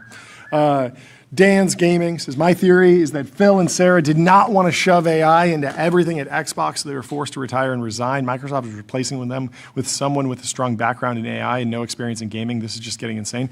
I don't know. I'm completely white-pilled on AI in gaming, as I just said. Like, I think AI in gaming can be really, really great. I mean, there's a ton of games where the developer would love to have like NPC dialogue that they don't have to sit there and write, okay, this townsperson's going to offer you 5 coins for your sword. It's like, no, just like be an NPC, you have coins, act agentically. And then you go up and you're exchanging with the townsperson, your sword for your coins or whatever, and you have like a much more natural interaction. That feels really great. I don't know. There's a million bull cases for AI in gaming, in my opinion. It seems like it seems like one of the easiest things to sort of justify. Well, we have Mr. Shah. So let's tell you about Figma. Ship the best version, not the first one, with Figma, including introducing Claude Code to Figma. Explore more options and push ideas further. And without further ado, we'll bring in our first guest of the show. Hey, Lot. How are you doing? What's going on? Oh, great. How are you guys? Doing great. Is this your first time Is it over? triggering a global sell-off? The first time so far, but I'm just the messenger is the way I look at it. Yes. We've got a lot of opportunities and a lot of scary things coming down the pike. Okay, so yeah, take us through the thought process. Like, how long had this been simmering? What was the actual process of putting together this report? And then what do you want people to take away from it? And then maybe we can go into some of the reactions and your reactions to those reactions. Absolutely. The process ultimately is that, I've been building in AI for 15 years and I've been an investor for 20. And so especially the last 6 months, as I've just been using agentic coding myself and my teams have adopted it, it's just been a step change function in how much we can get done. And just thinking through, hey, how is this going to, we're early, we're a startup, we're going to be at the leading edge of how people are adopting things. Assume the corporate world is a year or 2 years away, it's going to be pretty profound. And I think the underlying thing, as sort of an amateur macroeconomist, is we're just not producing white collar jobs to begin with. I hadn't actually seen the extent of that until I kind of looked at, specifically what we call like the information sector, so different parts of kind of technology. Those jobs are down 8% from the peak in 2022 already. And so those are the places where people are adopting the most aggressively already. And we know, every week there's firings out of like big tech. Yeah. And so in that world, what happens when the technology that big tech's been using for a while has gotten a lot better, and now your average corporate starts using it as well? It can get quite scary, and so we wanted to kind of think through the implications of that, and the piece. But how much of those layoffs do you think are we've talked about a bunch of those layoffs on the show. They're usually attributed to AI. But if you dig under the hood, it's like they just wanted to kind of resize or get more efficient, or they're reprioritizing resources, and not actually because they just launched some new agent and suddenly everything's changed. Hey, we don't need these 1,000 engineers anymore. So I think those are all great corporate euphemisms, and of course that's how they're going to say it. But I think the way I would think about this is it's not necessarily like agentic powers happened and now everyone's going to get fired. Agents and LLMs broadly are just sort of on the tech tree as a continuum from software. And so software has been making companies more efficient for decades. And, that has caused a lot of downstream effects. And now that software has just become much more intelligent. And so in that sense, I think, companies that are efficient have been doing a form of this for a really long time. And we think about, the age starting now in 26 as just something that's going to accelerate that. Okay. So yeah, what else was like key in the thesis, or maybe potentially overlooked, that you think people should be really focusing on? I think the first thing, the most important thing is just the labor market dynamics. We've just been in a really weak labor market for a while, and that's before these things roll out. But then you put that together with the fact that we just have a very structural environment where what is the thing that drives our entire economy? It's wages. Most of those wages that are ultimately driving all the discretionary spending is coming from the white collar worker. And the problem with that is that we're now entering this place where you made all these assumptions on like loaning money to all these companies, to mortgages and everything else. Like, where white collar economy is our economy, if you all of a sudden just take a leg out of that economy, it has a contagion effect into basically every asset in the world. And so that, I think, is the part that people haven't thought about, because when people were making these loans, no one ever consumed of a world in which, wow, okay, now like white collar jobs are in sort of permanent decline, right? If that's at 2% a year, then I think we can skate through. But if it's at 4 or 5% a year, then we need action a lot more quickly. Is the white collar economy actually the full economy, or is it more just like the stock market? Because it feels like white collar workers are disproportionately allocated to assets versus consumption, and you see things like, like there's a lot of health in more blue collar sectors, healthcare is growing, and then you also see dynamics like like we've seen like jitters in the consumer market for a long time, and then we just see the health of the American consumer just continue, and it feels like it's maybe driven by something like lower level, and there's always this disconnect in my mind between like the economy and the market. It's a great question. I think the issue here is that it's all just one labor market. And right now, blue collar is doing better because there are not firings there. Yeah. I don't think, I think robots are probably 24 to 36 months behind other forms of LLMs that are, just diffusing through society. But the problem is, let's just say that it's one labor market ultimately. And if there's no more if the white collar jobs are going away, let's say, in our scenario, we talk about 5% of folks might get fired in a couple of years. Those 5%, if there aren't white collar jobs for them to relocate into, then they're going to have to move into the gig economy and the blue collar labor force. And so that puts pressure on the entire labor market, not just the white collar one. And to answer your other question, healthcare is growing, education is growing. The reason those things are growing ultimately, and we did some work in our piece to try and isolate white collar that is not government driven. And so the government continues to spend more. That's why healthcare is growing. They're the biggest payer in healthcare. They're guaranteeing all the loans in the education industry. And so those sectors continue to grow because government spending grows. But that's, again, it gets very circular. If government spending is coming primarily from taxes and primarily payroll taxes, because the average worker pays a lot more in taxes, per dollar than the average corporate does. And so some corporates make a lot more money. Workers' payroll taxes go down more, then there is a bit of a contagion effect into bonds as well there too. On Saturday, John and I were going back and forth about some of the really wild predictions around the impact of the internet that were being made in the 90s. There was clicks replace bricks. People were predicting total die-off. Clicks did. Well, I mean, to be fair. No, I mean, I'll just finish. They were expecting a total die-off of all brick and mortar stores in 5 to 10 years, which was like widely discussed prediction. It was like, why would you ever go to a store to buy something if you could just get it online, sent to you directly? And I think a couple others. So like, not as relevant to your piece, but people were predicting like permanent high growth, the end of business cycles. There was the like media disintermediation narrative, which was like the Napster era. Everyone was going to get all media for free forever. Newspapers would die off. Record labels would die off. Aren't you guys the media disintermediation narrative? Yeah, we are. But it's all about timelines. 20 years later, and CNBC is still a much bigger business than all business media. At least in our world. But like newspapers, like magazines, completely gone, right? All of that has moved to the internet. Totally. It's just like 5% employment shock in a unique quarter example, is way different. I mean, like a 5% unemployment shock is completely different if it happens over a quarter than if it happens over 2 decades, right? Like these are just fundamentally way different things. Yeah. So the other thing. The last thing I would say is like there was like this concept of like frictionless capitalism, meaning that like middlemen would be eliminated because you could just go directly to the source, and that would push pricing pressure down.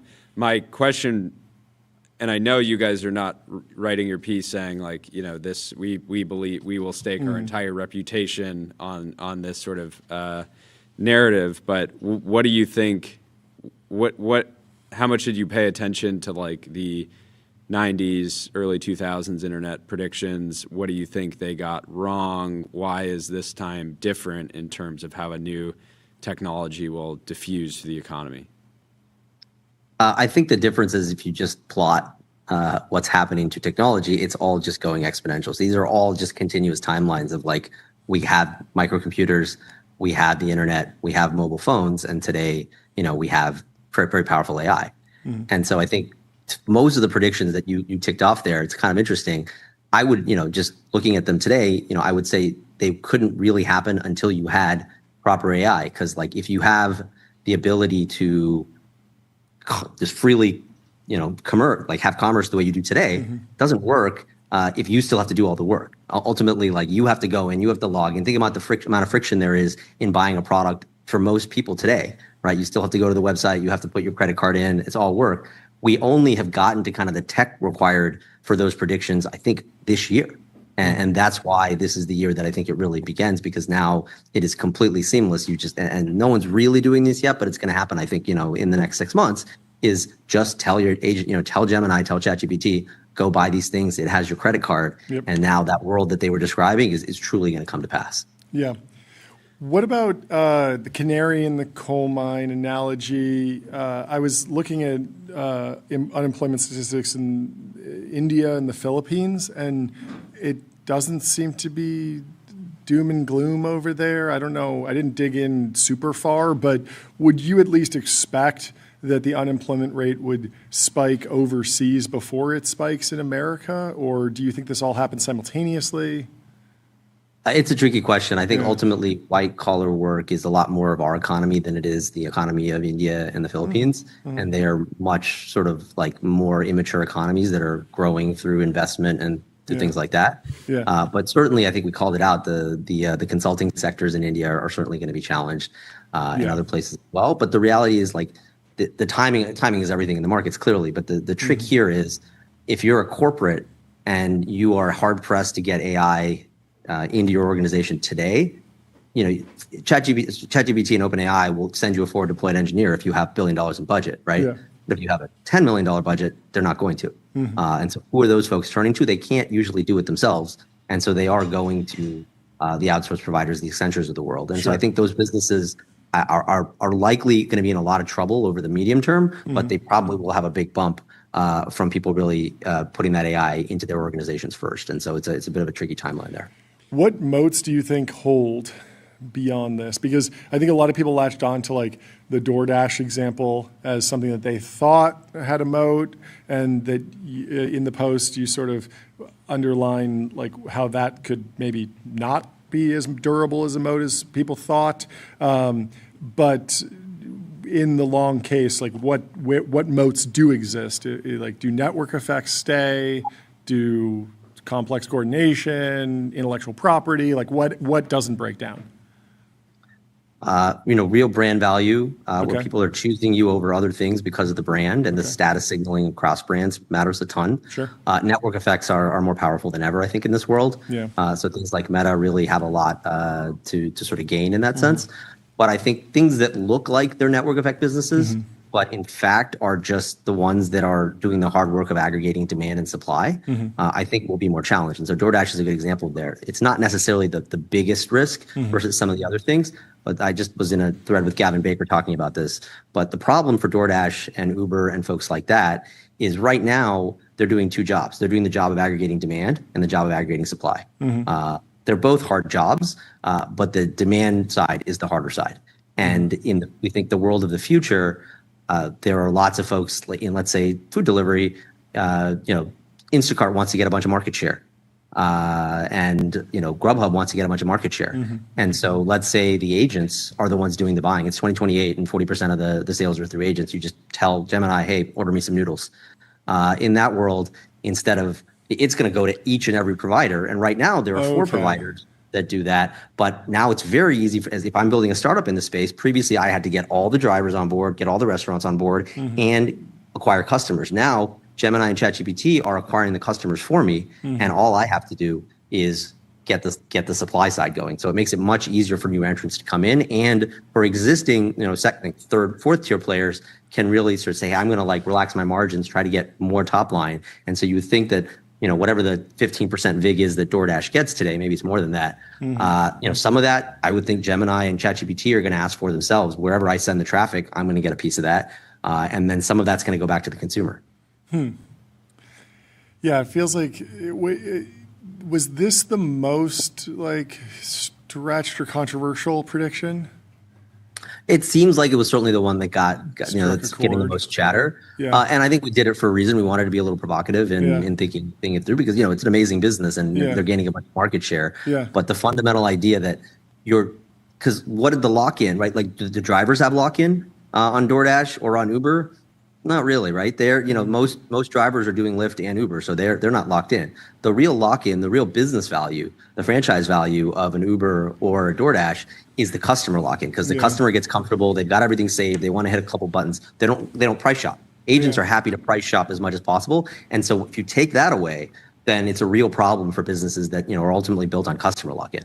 Yeah. Yeah, I don't know. I think the interviews that we've had with the Lyft, I mean, again, take it with a grain of salt. They have a narrative that is important to their business. But like, if you ask these people, what is the greatest challenge? It is managing the supply side. It is not the demand side. Is not where they're saying like, hey, like this is really what we need to solve. It's like, hey, as we get more drivers on the platform, revenue naturally goes up, and so. I'm just hard pressed to imagine a world in which somebody think about if somebody in my town, which is like 15,000 people, like vibe codes a delivery app, and I go into ChatGPT or with another agent and I say like I want food.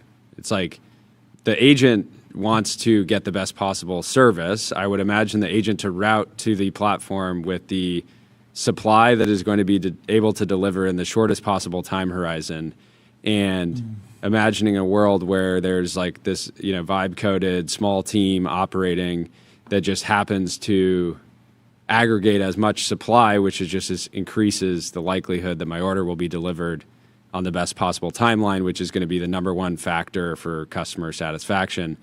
I just don't see how solving the front end kind of demand piece actually makes a better consumer experience, which I assume the agent would optimize for on behalf of the user.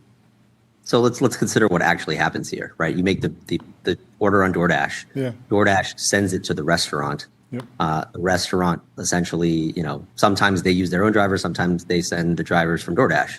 But now imagine the agent can take you directly to the restaurant site and place the order directly with the restaurant, and you can keep half the savings, and the agent can keep half the savings, right? But where's the driver? Where's the driver coming from? Because I feel like I understand the customer demand side. Like you start with an LLM or an agent who shops around for you, so maybe that's solved. Maybe it'll find you just via SEO, and you can just put out like we only take a 5% cut instead of 15%, and the agent picks you. I understand getting all the restaurants on board because you email them and say, hey, it's 5% instead of 15%. They're sure, we'll turn it on. But for the drivers, how do you actually reach out to them and get them on the platform? And how does AI like lower that cost? Because right now I think about like what was the driver marketing budget over the last decade at Uber or at DoorDash, and it's probably like in the billions of dollars. And so I feel like to generate that much liquidity, I have to invest that much to onboard all those drivers, build awareness. Maybe it just goes viral because they're like, hey, I can make more money here, but that feels hard. I think it's going to take time, but I think there are a bunch of smaller sort of driver aggregation networks that exist today that are not the ones that we know about. For instance, I started a business called Thistle, and we do delivery of healthy foods to your door. We split it between half of them are our own employee drivers, and the other half, I think we have like 500 or 700 drivers that we just use a third-party service to provide. So I think there are a lot more of these businesses. All of those businesses now will also just have huge opportunities to kind of take market share. Ultimately, what we're saying is the friction in doing commerce is going way down. Places where there are rents, the prices can go down, but ultimately this is just an opportunity for more entrepreneurs to kind of build businesses for the new world. Yeah, I think it's interesting because we're here like debating like this like somewhat temporary thing because like self-driving cars, robotics like changes all of that like in a huge way. Exactly.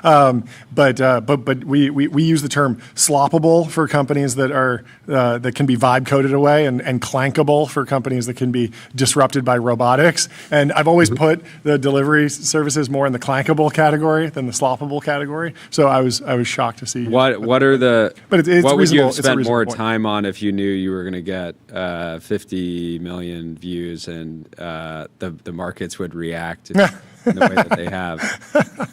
I would have finished writing the third piece where I talk about solutions, which I have not gotten to Yeah, yet. a lot of people are demanding solutions. They're like, you just hit me with a ton of problems.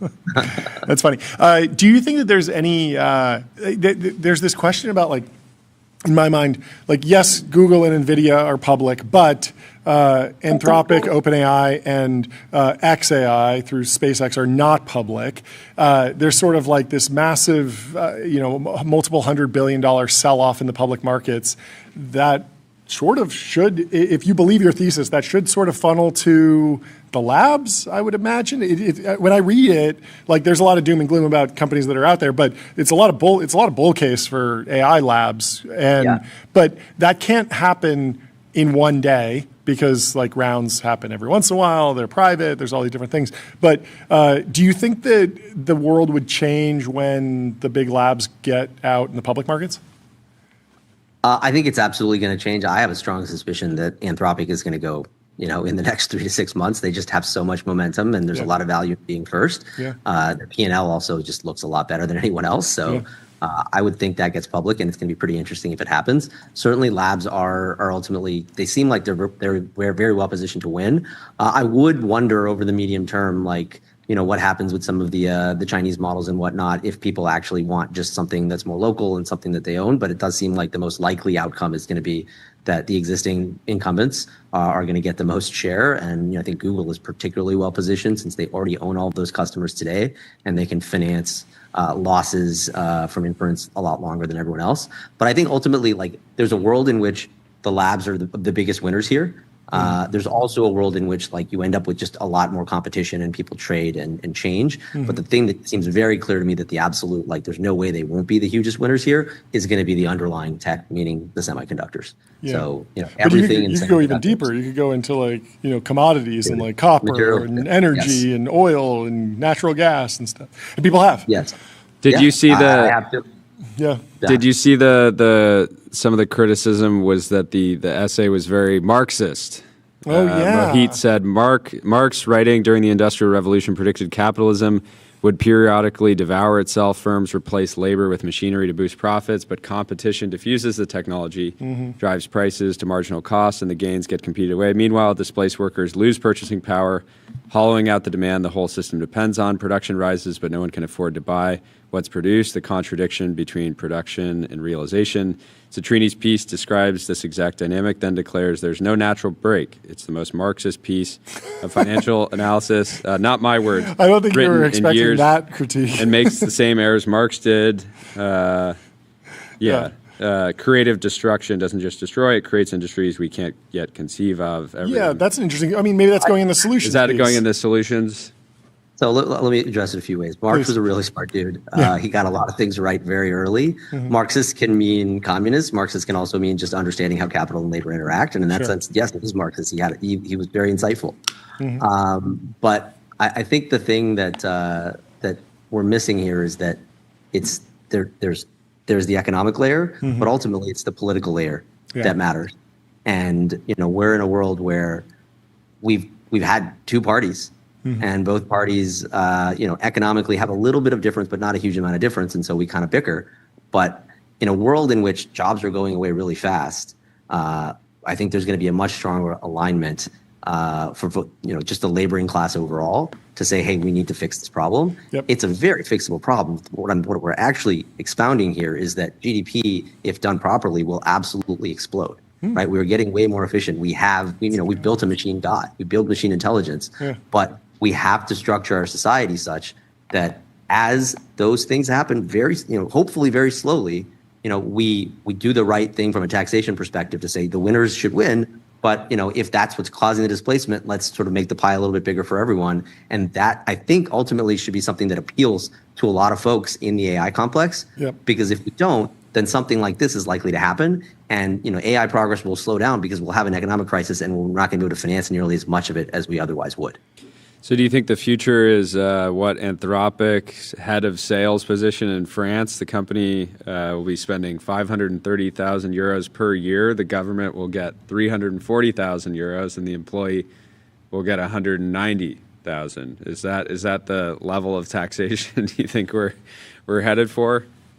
I think when we're at, France's level of government spending, then, the math probably means roughly that. I would say that, government spending would be at France's level, I'm guessing, like, 5-7 years from now, if this scenario kind of comes to pass. And so I think we'll head there over time, but I think it's less a question of the percent of spending and how much goes to the employee versus goes to the government.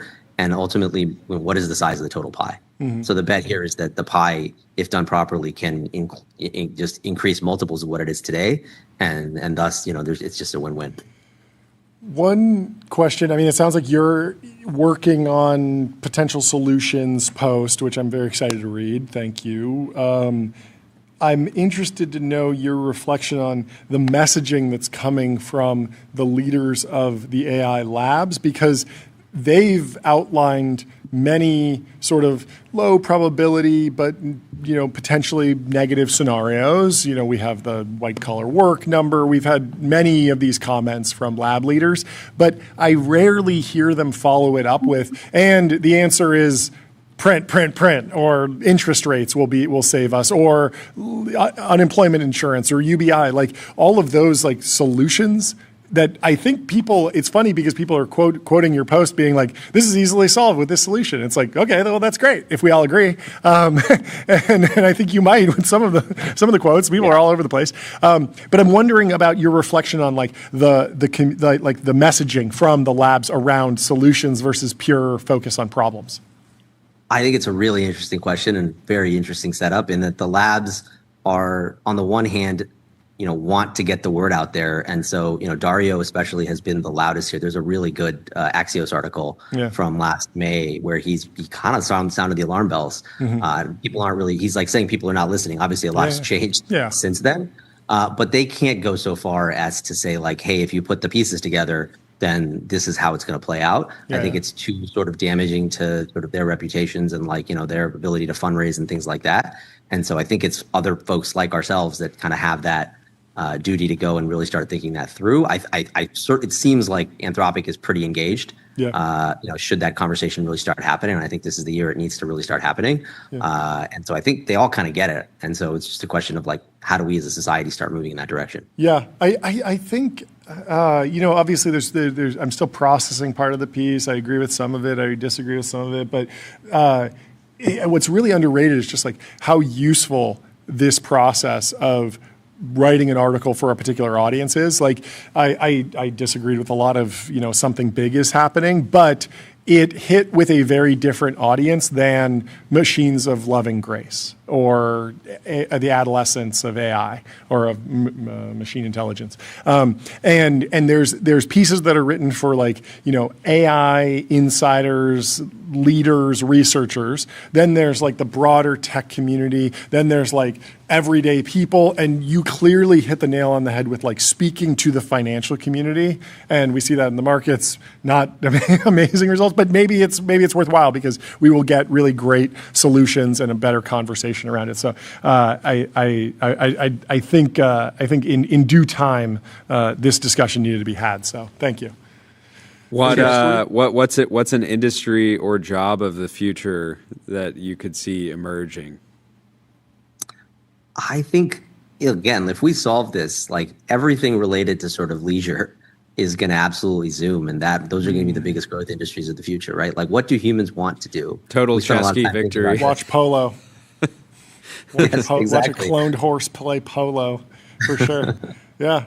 So, imagine humans have like the entire day to just enjoy themselves instead of having to work. Now, that is something I've been promised for 100 years, so I'm deeply skeptical, but this time is different. I want it to be different. Let's bring on the leisure boom. I'm here for it. I'm here for it. Anything in your solutions doc around reindustrialization? I mean, the frustration that so many people in tech that have been building in kind of hardware in the real world, or trying to recruit people that are getting offers from social media companies or now labs or SaaS companies.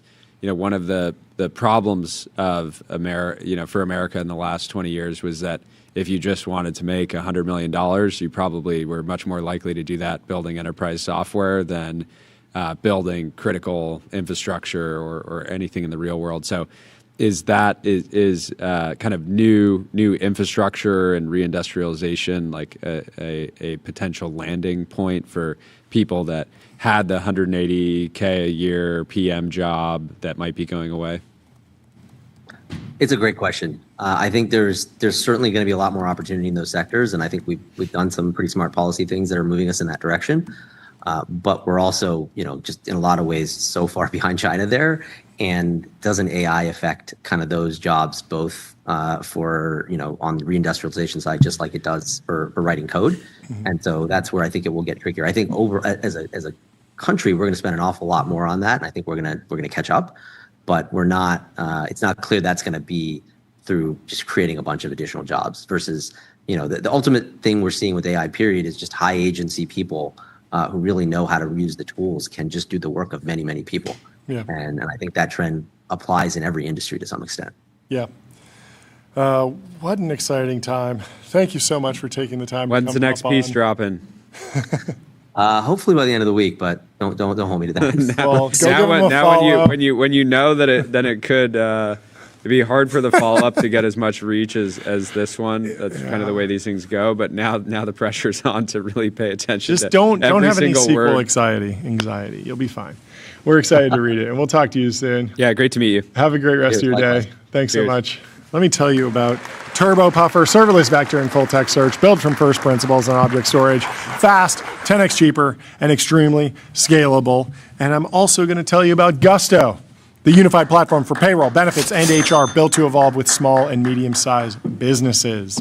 And without further ado, we have Will Brown from Prime Intellect in the TBPN. How's it going? Welcome to the show, Will. How are you doing?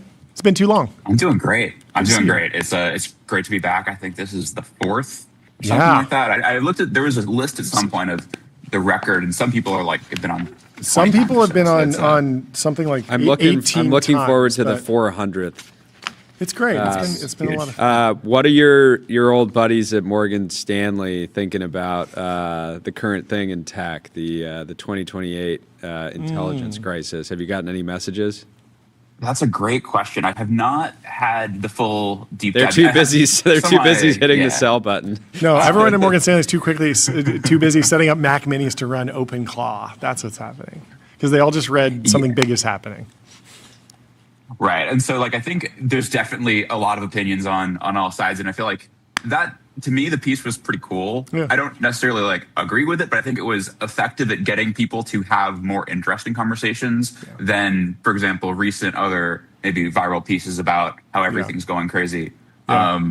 And it seems like the conversation ended up getting into the weeds of monetary policy and how people are going to react and how hard is it to vibe code a DoorDash clone and these sorts of things I think are actually the sorts of conversations that are good for more people to be having, whether or not a certain prediction is right. I think it's just generally as stuff is getting crazier, I feel like this is the sort of stuff that allows the rest of the world to kind of hear about from their friends, a little more grounded discussion about what could happen. Yeah. Well, give us an update from Prime Intellect. What's going on in your world? Yeah. So there's a few things that I think are interesting, as well as I want to talk about just today, given some other stuff that's happening on the timeline. But so a couple weeks ago, we released a training platform to make it really easy for people to do RL on top of leading open source models with their own environments. And we've tried to really make it an agent native experience where you're kind of there's a lot of people have been kind of tweeting out their experiences with it. But the term people have been using is Vibe RL, which is we're kind of now at the point where the infra to manage the training is kind of in place, and you can do it without thinking about the hardware and the GPUs where the models still kind of struggle. But you can really focus on the environment and designing your tasks and specifying what you want and turning existing data that you already have into kind of training recipes. And so we're kind of at the point now where this is pretty accessible for people to kind of go train models. And it's been pretty cool kind of seeing people have fun with it. Yeah, concretize some of the like actual applications. I imagine this works best if everything flows through text, flows through CLI tools. Like, because when I think like, okay, great, I'm going to set up an RL environment and automate one of my workflows, and I'm like, well, I'll need to open Adobe Premiere, which has a license, and then I'll need to go to YouTube and download some videos. I'm just thinking about like editing a short video that we have. Right? Of course, yes. Yeah. So some of that stuff definitely like there's definitely a range of like simple to complicated. Yeah. But I think there is a lot of sweet spots where it's like it's coding tool use and interacting with kind of app simulators, which are the sweet spots of a lot of these like focuses for people doing training in the labs anyways, rather than like full-fledged Photoshop. There's a great tweet actually from the Ramp guys from Ramp Labs showing off how they'd been using it for some stuff. Cool. It was the team behind Ramp Sheets, and so you could kind of imagine like the sorts of things there where like you don't actually have to build the whole thing, but you can like. And this is where I think the coding agent stuff is really useful, is there's a lot of ways you can kind of have the right simulation of the application that is like, it isn't necessarily the full backend, but it's enough to be able to capture the task. Yeah. And the coding agents are good enough that with human in the loop using, like it's all CLI native. So you go into your terminal, we have our CLI, the Prime CLI, and you use that to kind of like set up your skills and get your coding agent configured and your agent's MD. And so we've tried to like make that really smooth, but then you just are kind of like talking to your agent about, hey, my data's here, my app code's over here, let's put it all in the right place and kick off some runs. Yeah, where are we on the path to personalized RL? I'm thinking back to like the RL that went into RLHF around ChatGPT, GPT-4. And I remember it was like they had maybe tens of thousands of contractors sort of grading responses, giving thumbs up, thumbs down, giving feedback, varying levels, like a really large scale generalized process. Yeah. If I'm running a medium-sized company, is this something that I can pull from logs of what's happening in the business? Should I be firing up a data labeling company to help me generate more data? Because in the long term, I would love just a screen recorder, watch me what I do, and then it's RLing, and then it's getting better, and all of a sudden it can just do what I do with just like a one prompt.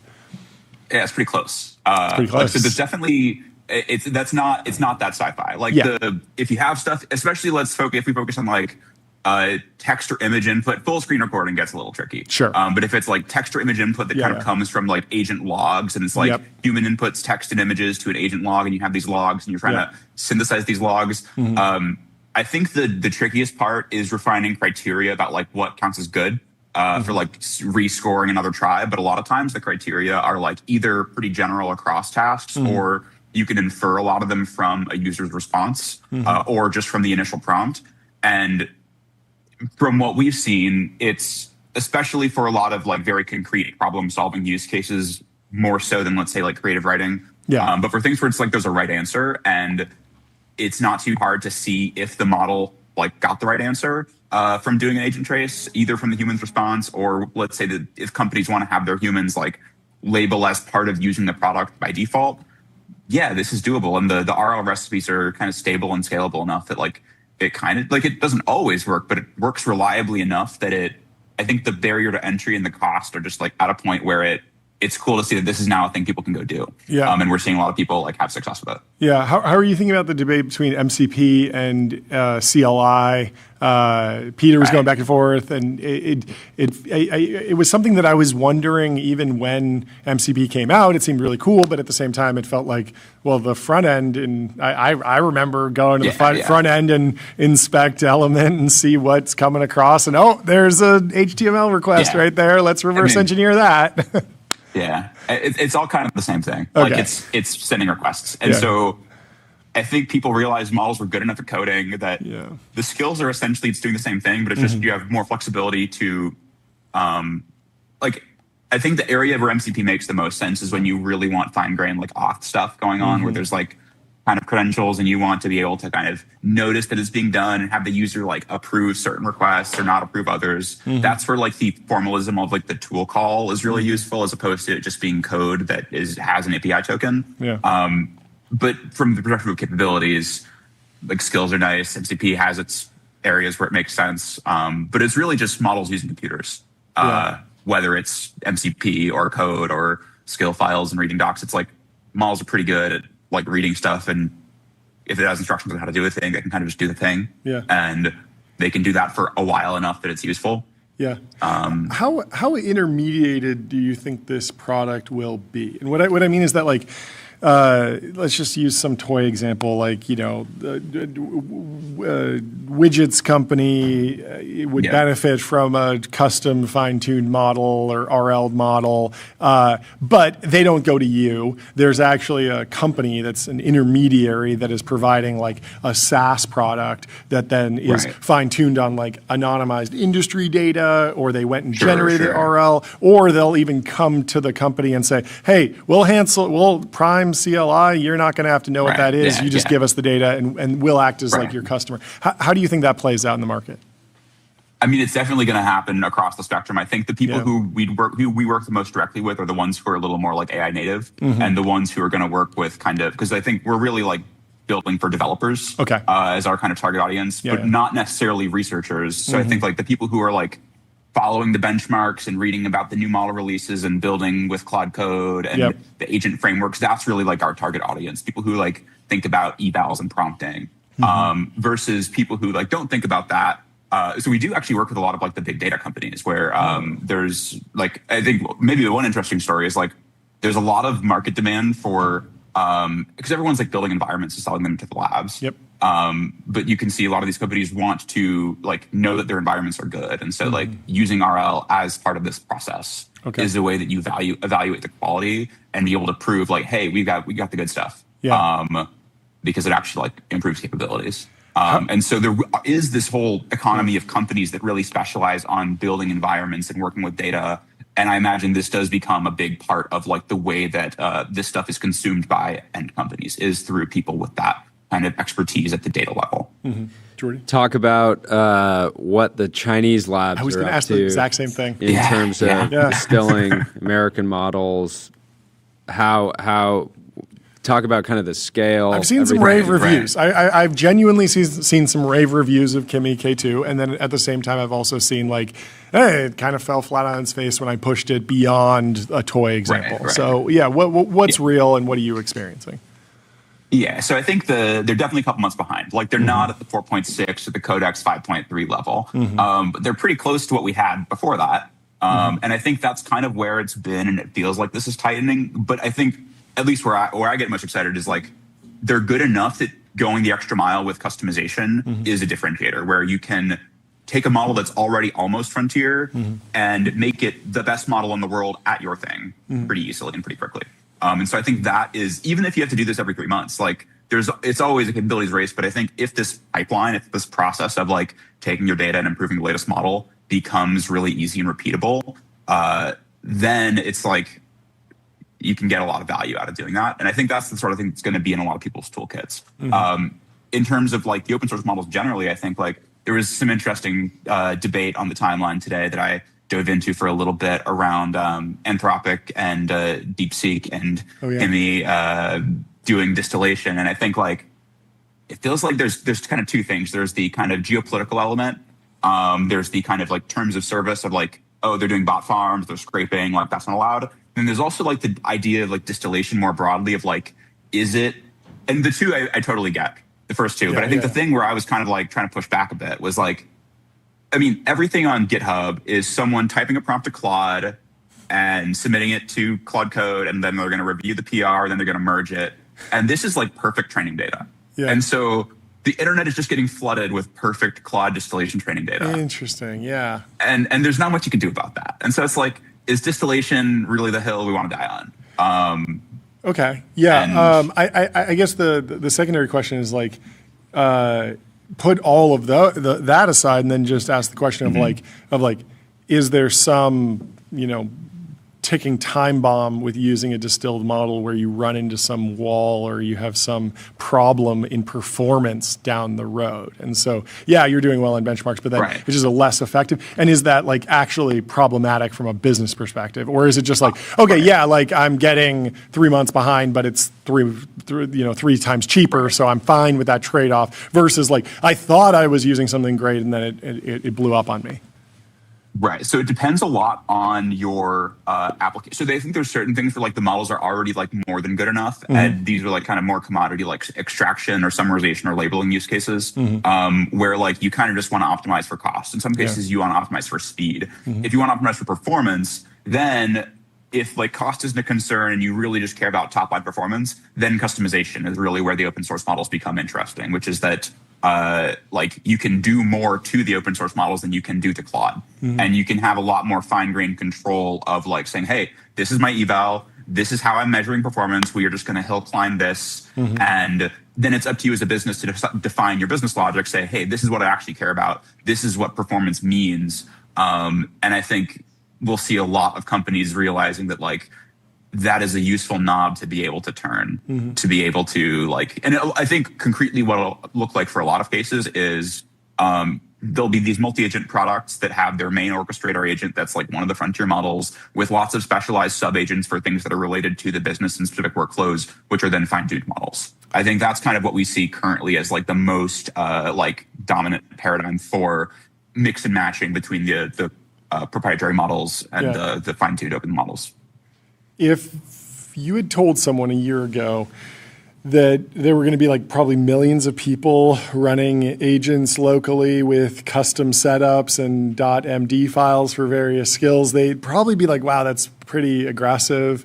Do you think that we'll be in a world in like a year or two where at least, you know, people on X will be talking about like my fine tune. I did RL on my specific problem. My personalized agent is like even better now because I did the RL. I mean, so we see it today already with this a little bit where it's like, I mean, there's people who are showing you can get these models to beat any of the closed source models on sufficiently well scoped tasks pretty quickly. Interesting. It's not rocket science. You can basically vibe code it. Wow. You have to know, you have to like be clear that you have a goal in mind, but if you can define the goal and you can spell this out in English and you can do the same sort of prompting that everyone's doing for coding, then you can just kind of plug it in and get training to work. But I think it'll become more like, a lot of it is still very much like these kind of more proof of concept or narrow research cases. Totally. But it does seem like it's quickly, especially like code becomes cheap. And the cheaper that code gets, the more complex you can make your environments. And I think like a year ago, we saw like Claude Code's about a year old. It came out, I think, February last year. And at the time, it was like, wasn't actually that useful yet. But I remember playing with it and feeling like, oh, this isn't actually something I want to use that heavily today because it's kind of slop. It's very chaotic. It just makes a mess.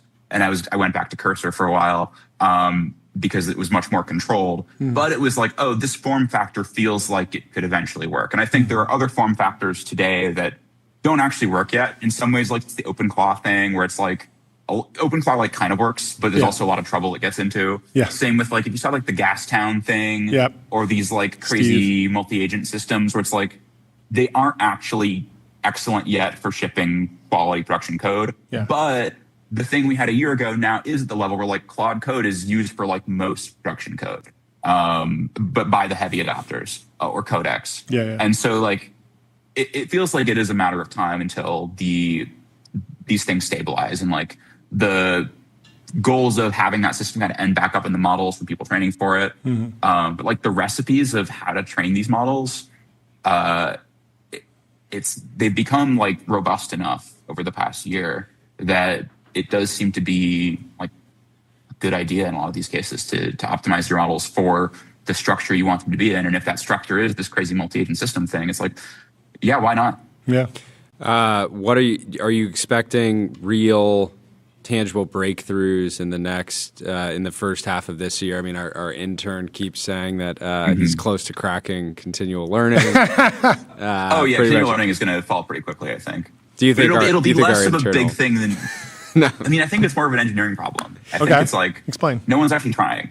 No one's actually trying. Why not? Like no one, OpenAI and Anthropic don't want to continuously train their models for each user. Like that's it's expensive and annoying and hard to serve at scale. But like from a research perspective, like we do continual learning where the model learns new. They just keep training the model more and it knows more stuff because they put more internet in it. Sure. And Yeah. it's a product question. Uneconomical right now, but But not, that's very not for interesting. a product like Frontier. I could imagine that would be Right, a right. selling point if you're McKinsey and you're going to a big institution. So yeah, if you hypothetically, like, I don't know, you're a law firm and there's some crazy case update, like, yeah, the model retrains on that, like the day that the Supreme Court completely changes the way the law works, and then everything else is like interpreted from that. Yeah, makes a ton of sense. Yeah, and there's enough kind of tricks. I think there's a lot of experimentation around like exactly the recipe that's going to be the most reliable. But we kind of have a grab bag of like 6 or 7 tricks that kind of work, or they work in different ways, and you can mix and match them. And it's just going to be like whatever's the best combination of these tricks. People are going to experiment with it and find the versions that work the best. And there doesn't seem to be any like big wall in sight that prevents that from like being practical. That's cool.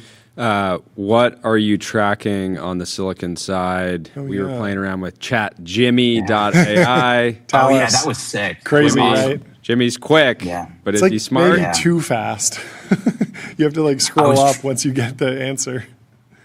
Yeah, I was trying to see how many tokens I could get it to print so that I could actually see it go. And I was like, give me every number between 1 and like 10,000. Yeah. But like Llama just won't do that. Yeah, no matter how you prompt it, it'll always stop after like a few thousand tokens. Oh, interesting. So you can't actually get to feel it like blitzing past. Whoa, interesting. Yeah. It was like sort of a throwback experiencing Llama 3 8B, because I remember when that model came out and there was a lot of hype because open source developers just love open source stuff, and it was exciting and it was cool. It was like, wow, they really did train a big model and they just put it out there. And I remember some people being like, yeah, like if you actually go talk to it, like it hallucinates a fair amount. Like, I don't know that this is like actually at the frontier. It might have done okay on some benchmarks, but it's not quite there. And it was a little bit of a throwback, but you can just imagine baking any of the current frontier back there, giving it access to tools, giving it a reasoning loop. Like, yeah, it's going to be, even if it's only 10 times as fast, like that's still so much faster than okay, got to close the app and come back after 20 minutes because my thing is running now. It's going to be a completely different, and I think it'll be a big like step change for like people that are like, oh yeah, AI like hallucinates and like I need to check that out. It'll be like, no, like it's like totally, you can just have it right there and it's perfect and it works a ton very fast. It's going to be a really cool moment. Will you be buying an AI lamp? An AI, I want the one that goes over your bed and folds your clothes. Oh, okay. Have you seen that one? It's Yeah. like it looks like a Pixar thing. We have the. I think It also looks like it might dismember you if it doesn't like you. It's a little bit horrific, but I do agree if it folds your laundry, like that's pretty amazing. Right. I don't care if there's a 1 in a 10,000 chance that it goes crazy. And it's just, I don't care if there's like a 1 in 10 chance of me just being dismembered in the middle of my night because it gets mad at me because I was trying to prompt inject it or something.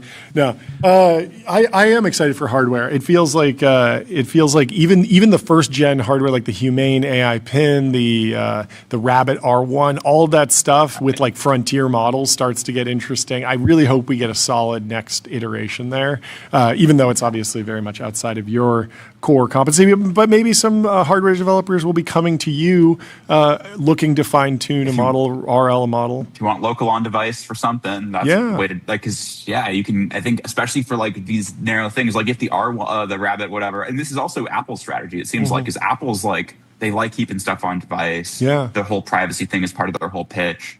And so I think part of the reason why Apple's been slow on the AI stuff is they're shipping a feature once they can do it on device with a sufficient reliability. Yeah. And so that means they're slower in their rolling out of features, but it means that like the stuff like the summarization and the image search, like they can do this locally now because the hardware is good enough and the models are good enough at that scale. Yeah. You have to imagine that the same Talus principle of like baking the model down to silicon. Well, it feels like they're doing something maybe like wafer scale, like not iPhone scale. So like maybe that's another couple of years, and then you need another couple of years to get it to it's now Frontier on a chip that's the size of your phone, fits in your phone, doesn't suck your battery down. But you play that out and you get to something like really, really fun and interesting. I'm excited. Yeah. Future is bright. And I think definitely exciting. I think people always said the internet was going to like run out of data, but I think what we're getting more data, but it's better data because it's just from the last generation of models. Oh, interesting. And so you can kind of get this flywheel of like, there's just more data to learn from and it's all getting better as the models get better. And then you do more on top of that to boost beyond where you were from the old data. and that's where the RL and the filtering comes in and the human data. Yeah. But like, it seems like you just have a pretty clear path of models getting better as you put more data into them, and we have the data. Well, thank you for coming on the show and producing a bunch more data. That's helpful. It goes onto Sounds YouTube. good. It's an honor to produce data with you. It's an honor to join the training set with you. Yeah, that's the goal. That's That all you can is ever the hope goal. for. And thank you to everyone in the chat who's also providing data for the internet. It's God's work. Thanks for having me. Great We'll see talk to you soon, Will. Talk soon. Have a good one. Let me tell you about Plaid. Plaid powers the apps you use to spend, save, borrow, and invest, securely connecting bank accounts to move money, fight fraud, and improve lending, now with AI. And speaking of data, let me tell you about Labelbox, RL environments, voice, robotics, evals, and expert human data. Labelbox is the data factory behind the world's leading AI teams. And I believe we have our next guest already in the Restream waiting room. 5 Michelle minutes Lee. ahead of schedule. Michelle Lee from Medra is in What's going on? the TBPN Ultra. Welcome to the show. Hey guys. Hey. Excited to be here. Thank you so much for Great to have hopping you on. and your Love robots. Punctuality. Oh, yes. What is behind you? Wow. There's a robot that's actively Yeah. working. Explain. Introduce yourself, That's right. please. Absolutely. So I'm Michelle. I'm the founder and CEO of Medra. And a little bit about me. Yeah. I studied chemical engineering in undergrad, was your typical chemistry, life science nerd. And then I did an internship at SpaceX. Cool. And was just really excited about, like, what if we can build in the physical world? Yeah. Right? Like, I wanted to build in the physical world. I want to build real things with real impact. Yeah. Ended up doing my PhD at Stanford, at the Stanford AI Lab in robotics, building robotics foundation models. I worked with Jeanette Bogue and also with Fei Li. Shout out World Labs. No way. And I ended up, when I finished my PhD, decided I wanted to combine life sciences, robotics, AI, and I started Medra. And we are building physical AI scientists, which we think that is necessary to eradicate disease. How narrow do you want to go to start? I mean, it feels like there's pipetting, there's centrifuging, there's different stuff going on behind you. But like medicine, bio, these are massive terms, can be animal studies, mice models. You could have monkeys in there. There's a million things that you could do. But I feel like you probably want to pick a beachhead, but you tell me what the strategy is. Definitely. Look, like one day we will have Medra robots doing animal studies, like mark my words, right? But you're right. Yeah. We have to start somewhere. Yeah. And we're starting with early discovery and development. We have physical AI robots at Medra that can do experiments at scale. We can work with instruments that humans already can use. And most importantly, we truly have intelligent robotics. This is not just lab automation where you program things and they do it exactly like you tell it to do. This is actually physical AI autonomy that is intelligent, that's constantly sensing, making corrections. And more importantly, we also have an AI scientist that can actually reason about the science itself.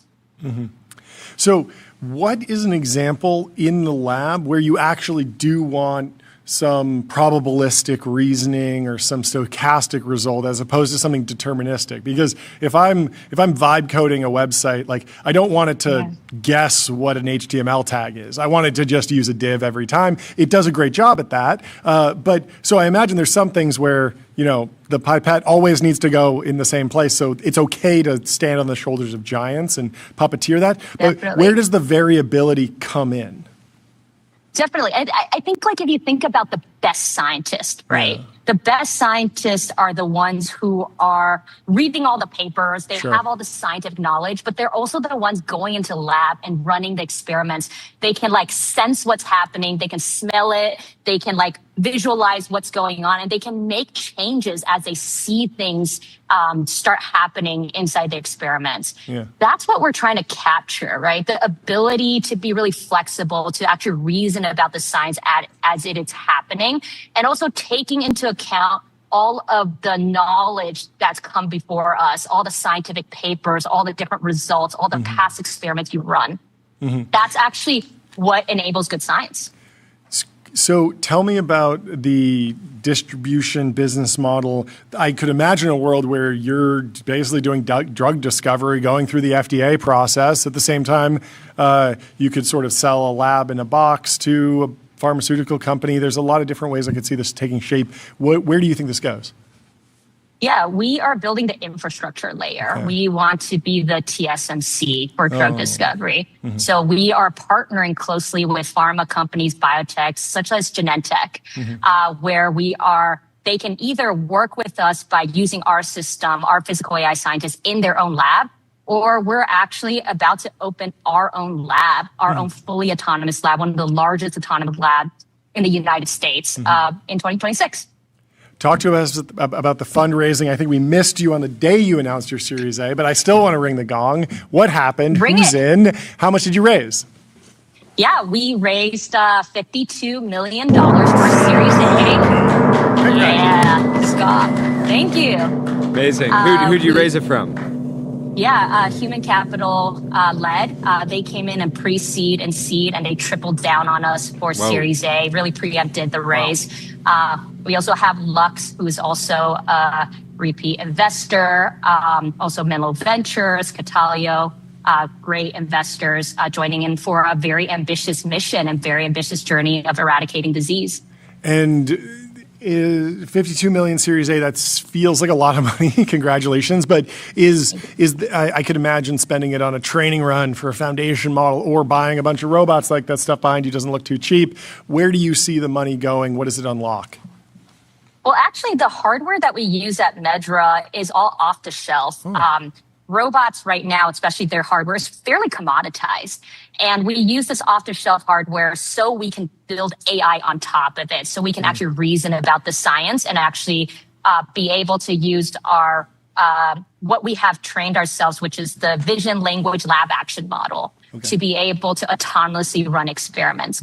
And a lot of what we have raised our Series A for is actually to open our own lab right in San Francisco to be able to scale up data generation. Because ultimately what we want to do is to be a data foundry for life sciences, to be like a Mercure or Surge, but for biological and life science and chemistry data, so that our partners can train foundation models in biology. Yeah, because there's probably not a lot of really clean data out there on GitHub or out on the open internet, and so you have to sort of generate it yourself. Is that generally correct?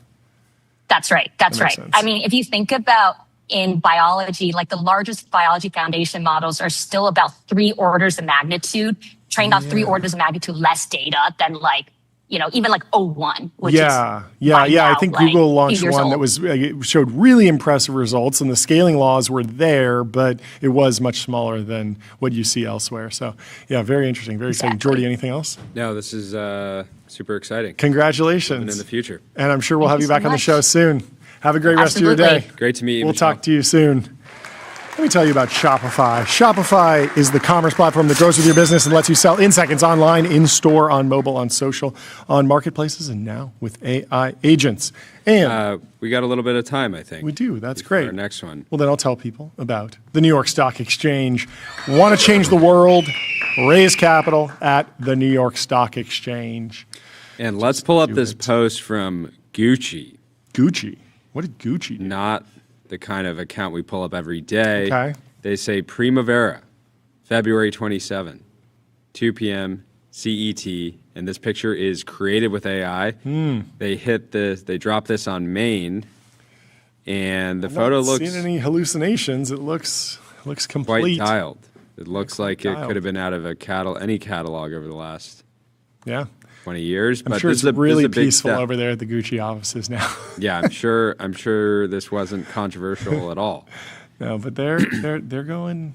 This does feel like a more tasteful dipping your toe in the AI boom than, say, the Svedka ad, where everyone was kind of like, it's not polished enough. It's still in the uncanny valley.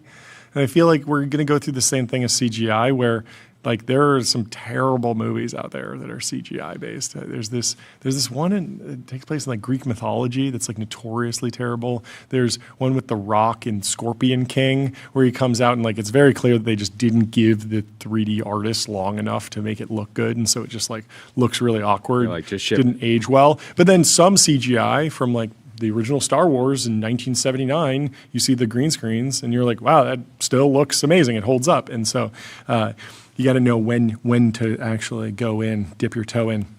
There's been another turn of events in the Warner Brothers takeover. Have you seen this on Kalshi? It's been going back and forth, neck and neck. Now Paramount is in the lead. 54% chance that that Netflix takes over, or that Paramount takes over Warner Brothers. Netflix is at 36%, and I believe the final offers need to be submitted by tonight or tomorrow night. I forget exactly, but Paramount's revised offer for Warner Brothers will likely come in at $32 per share. Let's pull up this video of Ted Sarandos having a chat. Absolute goat. While we pull that up, let me tell you about Sentry. Sentry shows developers what's broken and helps them fix it fast. That's why 150,000 organizations use it to keep their apps working. And let's go over to Deadline. I like you asked that question. We've been working hard on this transaction to acquire Warner Brothers and HBO, and we're deep in that deal every day. Will you prevail? Yes, absolutely. There's no reason for it not to. Right now, our deal is the best deal. It was determined by the Warner Brothers board. It was reiterated to suggest it to their shareholders who are going to vote on March 20th, and that there's no rational reason to block the deal. It is, we're 9% market share growing to 10, so there's really no concentration risk in our deal. And what's exciting, I think, is we'll be able to have this 100-year legacy of great storytelling finally in the hands of a company with a balance sheet to celebrate it and to make sure and invest in it and grow it. I think the thing that people want to know, and you know this, the Trump language kind of it works its way in, because you're hanging out with your friends, you start doing some Trump impressions, and then it just comes out. It just comes out sometimes. It's just one of the greatest impressions ever. So you just got to do it every once in a while. The year before. It's going to look like that next year and the year after and the year after. It's going to be the greatest acquisition that the world has ever seen. Traditional 45-day windows, theatrical exclusivity. You should be like, didn't you read the Citrini piece? Everything's going to zero. Does it matter? Does it matter if two companies that are zero combine? No, just let it happen. So we're excited to be in there. We want to help them win. He's lapel maxing. Pam and Mike, who run the Warner Brothers, they've opened 9 #1 films in a row. That's amazing. That's the kind of track record we're excited about. All right, we can pause it. I love it. Over the weekend, there was some new reporting from Bloomberg. The Justice Department's investigation of Netflix's proposed takeover of Warner Brothers includes a scrutiny of whether the streaming giant's behavior wields anti-competitive leverage over creators. He talked about it going from 9 to 10% market share in streaming, but the issue is it's taking buyers from like a handful of buyers down to one. This is more real. Seems to be, and I hadn't considered that, and it is. Well, and that's what we were talking about with Ashley Vance. Yeah. Hey, you sell documentaries. Yeah. You excited to have one less buyer? Literally no one to play offers against each other. Just kind of, here's the price, take it or leave it. Yeah. Well, Netflix for a while has had co-CEOs. Maybe you can mommy daddy them. Go to one. Oh, the other one said he was going to buy it for $500 million. He's like, he didn't say that. I was just texting with him. What do you want to say, Tyler? At some point, the big labs are going to be buying these documentaries, right? If you have very high quality training data, you can sell straight to OpenAI. Sure. Yeah, that makes sense. Yeah. I mean, honestly, like a Sora deal wouldn't be out of the question for Warner Brothers. I wonder if the Disney deal is exclusive in that they will not be on another AI generation app, but is it exclusive the other way in the sense that Sora will not add Superman or Batman and they will only have Spider-Man? Because it does feel like never the two shall meet. Like we're not going to see Captain America and Superman fighting in anything other than a Chinese model that's getting a cease and desist. But in theory, Sora could go and do a deal with Warner Brothers in addition to Disney, but that might have been stipulated as like, no, we want to be the exclusive provider of superheroes. We don't want anyone to out-slop us. Yes. Let me tell you about Railway. Railway is the all-in-one intelligent cloud provider. Use your favorite agent to deploy web apps, servers, databases, and more, while Railway automatically takes care of scaling, monitoring, and security. Sorry, cut you off. I think it's going to be a big moment when Disney IP. Oh yes, but also when this concludes. I mean, it is neck and neck as we've seen in the call sheet chart, and then also there's a lot at stake, like the breakup fees in the billions. I think it's a political story. There's so many different things going on. Well, anyway, I think we have our next guest. Well, while we bring him in, let me tell you about Cognition. They're the makers of Devin, the AI software engineer. Crush your backlog with your personal AI engineering team. Come on to the TBPN Ultradome. Mike, good to meet you. How you doing? While he's sitting down, let me tell you about Vibe.co. We're D2C brands, B2B startups, and AI companies advertise on streaming TV, pick channels, target audiences, and measure sales just like What's going on? How you doing? What's up, gentlemen? What's up? Please introduce yourself. First time on the show. Sure, first time on the show. Happy to be here. Long time watching. Nice we were talking. hat. Thank I like you. the hat. Thank you. We were actually talking earlier. Oh, yeah. Saying, how long have you been watching the show? And you're like, back to the hotel room. I was like, I can't remember the hotel room, but I remember the printed tweets. Oh, yeah. The I was like, tweets that long. We have a lot of paper today. We always stack up a ton of papers on Monday because we get the weekend edition and the Monday edition. Yeah. And then we print some other stuff. Yeah. We got to bring back the printed tweet for like the best tweet of the day. But honestly, the printer was like a major rate limiter for us. Like, because we would be So like, much friction. we're going live. And we used to just like start the show around 11. We'd be like, we're 30 minutes late, because we would just do RSS. Now that we're live at 11, it's like the printer's got to work, and we would print like hundreds of pages. Yeah. Because we'd be printing whole articles. Anyway, sorry, I interrupted your introduction. No worries. So Mike Annunziata, founder and managing partner at Also Capital, and we're early stage hard tech fund, investing in inception, pre-seed, seed. Yeah. How'd you get into VC? How did I get into VC? Had a bit of an interesting path, a little bit non-traditional. So Stanford. Yeah, Stanford. Did you actually go to Stanford? No. Okay. No, Mike. I started at Harker, and then I was good. Okay. There you go. No. So I've been doing venture for a little bit more than a decade, but actually Overnight success. overnight success. So a little bit more than a decade. Went to Cornell for undergrad, which Still Ivy League. Still Ivy League. You got it. We got him. Get your rights. Exactly. Wow. Have you ever heard of it though? Yeah, I have. Exactly. I You've heard have. of it. Cornell undergrad. Okay. Did the family office thing for a few years. Okay. Actually worked at the Cornell Endowment, so I've been an LP. So been on that side of the table. And then business school, and then started a hard tech company back in 2016. Okay. So founder. Same year Anduril started. Cool.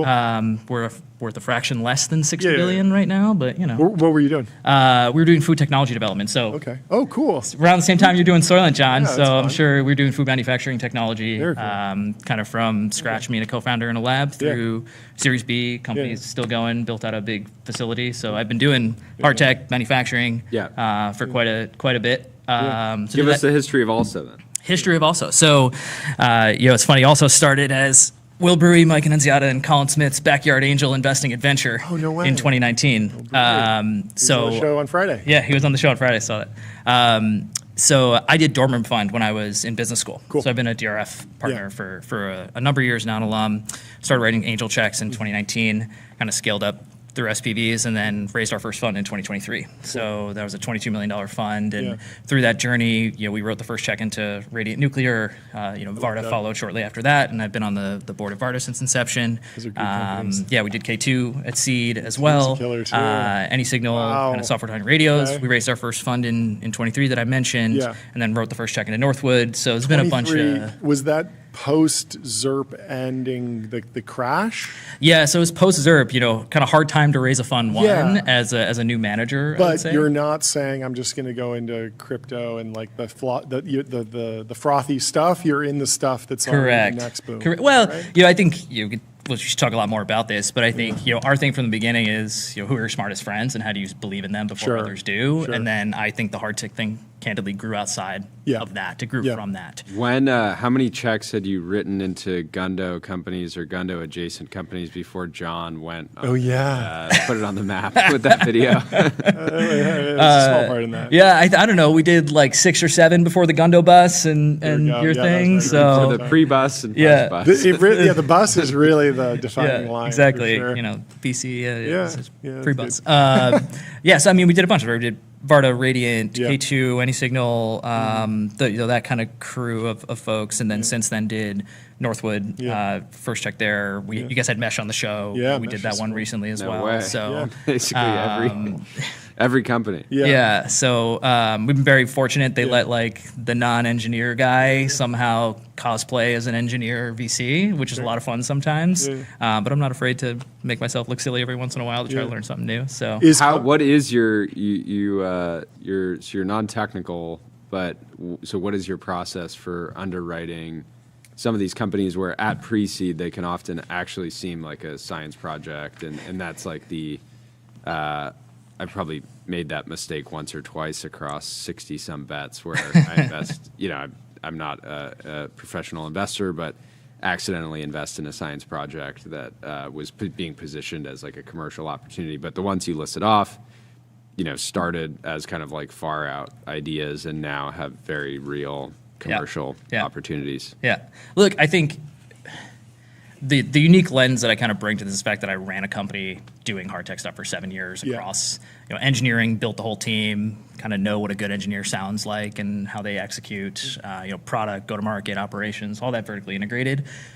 We, for the most part, are investing in people that have done these kinds of things before. And if you look, by example, the Varda team, a lot of those guys are doing Dragon at SpaceX, right? They miniaturized it and turned it into Winnebago. If you look at the Mesh Optical team, they're doing lasers at SpaceX, they're doing lasers now. If you look at Anysignal, right, doing radios, a lot of the Northwood team, doing ground stations, right? They're doing the thing they were doing before, but with a different market opportunity. So the common thread is like, these are serious people building serious companies, and you can kind of see that once you've lived it for 7 years is, I didn't, it's great that more people are coming in and wanting to be excited about investing in this category, putting more capital to work in the category. I think we need that. Yeah, exactly. I'm really excited about the broader Silicon Valley community coming in and marking me up 5 times, 10 times. Jordy, I got an uncapped note for you if you're really excited about one of these things. It was in the cover of the Wall Street Journal Business and Finance section today. Investors go heavy on AI immune assets.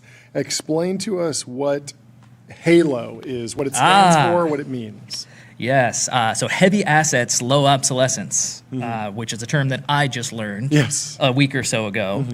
So thank you, JP Morgan. Yes. Are they a sponsor yet? Not yet. Do we want them to be? Depends on what the product is. We love JP Morgan. JPM. We love JP Morgan. I think this heavy assets, low obsolescence is these things that are very difficult to replicate. You build a chemical plant or you build an aerospace production capacity.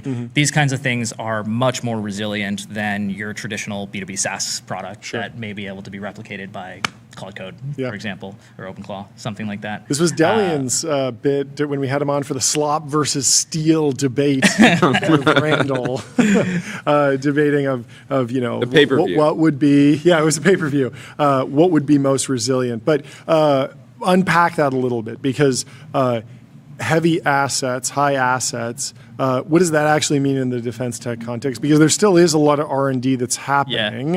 And then low obsolescence, I want to know more about like the curve of like what can be obsolesced, because there are some companies, when I think about like, a lot of people have been saying like, oh, like buy raw materials, like go long gold. And it's like, that is fungible. So there's no real moat there. If you just own some gold, it's a commodity. So how do you think about non-commodity products? So 2 things. First, look, any great venture business at the core is a company that has the potential to generate high return on capital in the long term. Like, you have to account for the assets that it takes to generate the revenue, and then how durable is the revenue over the long term. That can come from Dow Chemical, which has just such massive scale that it's very difficult to replicate that scale, and they have a very durable business, low obsolescence. You're not going to remake all those chemical plants.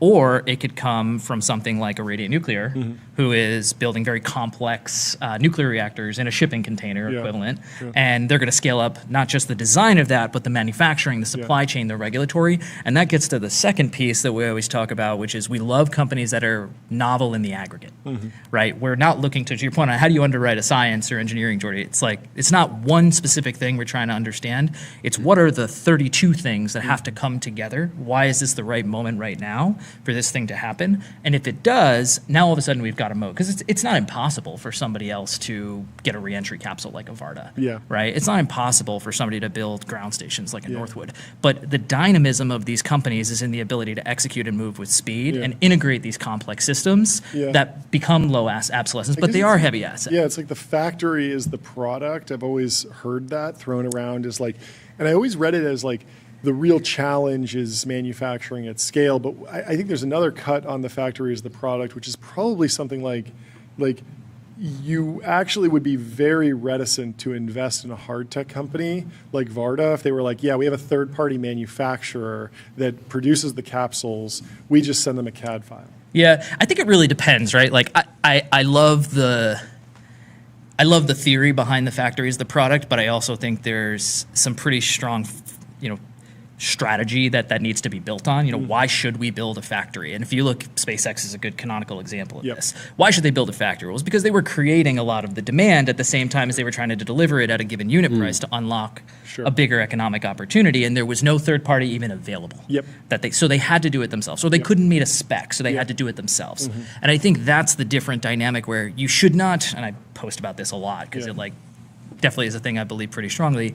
You should not vertically integrate just for vertical integration's sake. Yeah, no carbon. It's a poor use of capital to take a bunch of equity and shove it into a commodity machine, which you could not do, for example. But if you look at like a Varda, for example, cadence is everything for that business. So if cadence is everything, you got to be able to turn fast. So they have a lot of capabilities they built in-house to be able to do that. Same kind of thing with the Northwood, right? In-house as much as they possibly can because they have to turn fast to move with speed. Speed's really the advantage, but it is built on a foundation of the ability to deliver at rate. And that's kind of the core. When you say factory's the product, I think I agree with that. But where are you pointing that advantage? Where are you pointing that? Because it is an investment that you're making as a company. And it's something that even in day zero investments, like all of our stuff is pretty much inception pre-seed.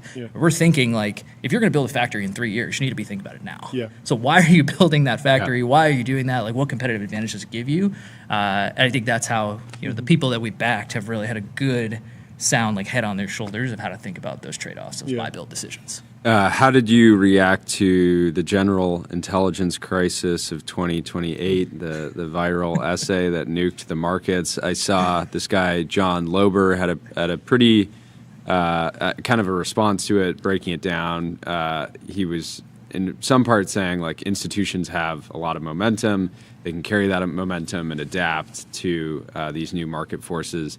He also suggested that reindustrialization could, it seems obvious that if a lot of our jobs can be just automated with a computer, maybe they weren't that real in the first place, but there's a lot of work that needs to be done in the physical world. There's America needs to figure out how to make stuff again, not just kind of push paper around. And so are you optimistic that this could shift talent from, making the 50th like vertical CRM to making stuff? Do you think this could be Look, like I'll say this. I don't think we need to send our boys back to the coal mines. The children, you're in for the mines. The children. No, just kidding. My kids, if you're watching, which I think you are. Get off my. Get off my. It's light blue collar. I think it's what are we doing next, right? So if you go back to horse and carriage, right? It's hey, Ford has a job for you on the production line. Like go learn how to do that, right? And I think the opportunity is in the companies that develop recurring education rework as processes or capabilities as part of their normal operating cadence, right? So a lot of our best companies, they will get seed funded and they will immediately start an internship program. And that internship program will become a funnel for new talent to come in after they graduate, for example. And I think institutionalizing that around these companies that are moving fast in new areas, whether it's lasers or nuclear or space, right? I think we could bring back that retraining, but inside the corporate entity, as it's the responsibility of the corporation. It's really our company's problem that there's a talent shortage. So we should take that on. He had someone who was working basically a blue collar job and just wanted to get like a forklift certification, and he brought him on, and then pretty quickly he was like writing CAM, CAD automation software, computer aided manufacturing, and like sort of became a CAM programmer, like almost, and that was like a lot longer path a long time ago. And so the upskilling thing is definitely real at these companies. Look, I think the we could get into like this whole different thing around like the student debt crisis is definitely a big bottleneck to people being able to do this upskilling. Oh, sure, where they may be constrained financially that they just have to kind of keep working to be able to make their student debt payments, for example. I think that's a big thing that people. Yeah, I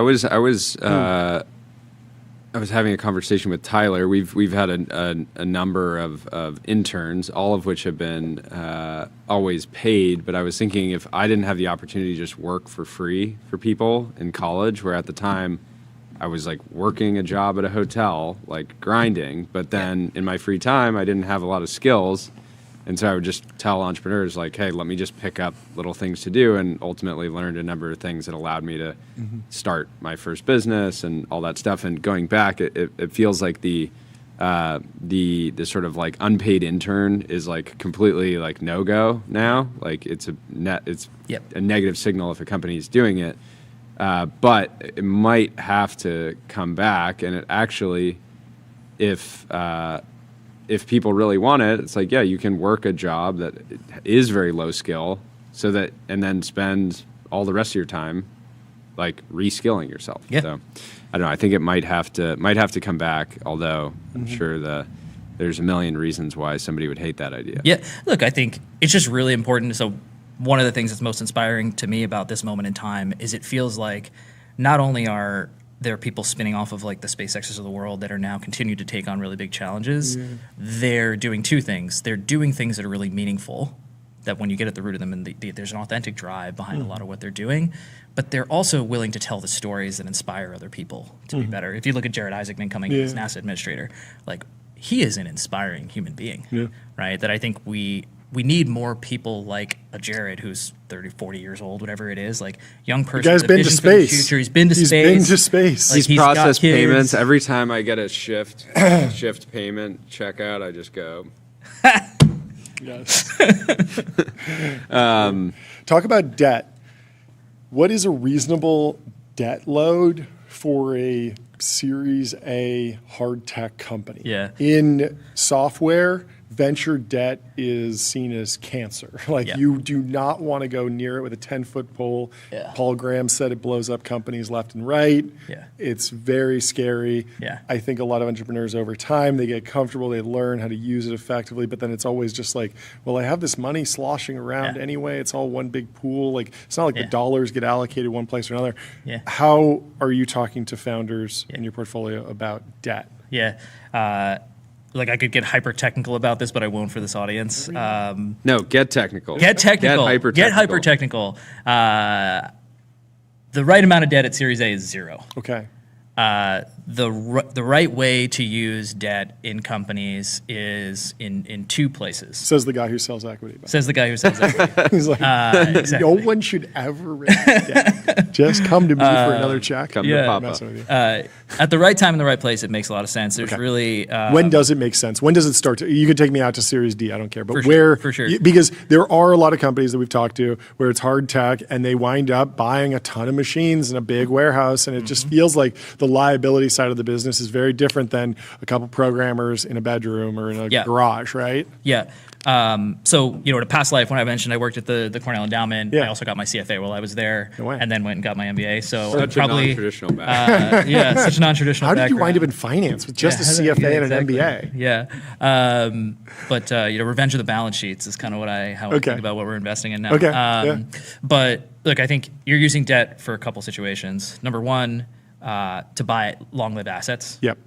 But the caveat is they need to be tied to actual contracts that will be pushing out real revenue and cash flow. Yeah. If you are using debt to speculatively invest in capacity, risky. You are taking a lot of existential risk into the business until you have contracted revenue that has significant bookings and backlog. All right. So if you've got 2 years of backlog and you want to take on an interest rate of 7% while your equity is 30%, and you think you can get to a revenue milestone that blows out your equity multiple, that's actually a really good use, right? Or if you have, there's a canonical example I always think of when I was working at the endowment. We looked at a venture debt fund, and it was super interesting, like 2015. This was 2015, and they had a very good use case of using venture debt, and they were lending to Pandora. and for Just streaming. Pandora. Cheers to Pandora. So they were Music lending, service, not the they were lending, makeup place. Yeah, right? yes, exactly. Not the jeweler. The Not jeweler. It's the a jeweler, jeweler. the streaming service. Streaming service, yeah.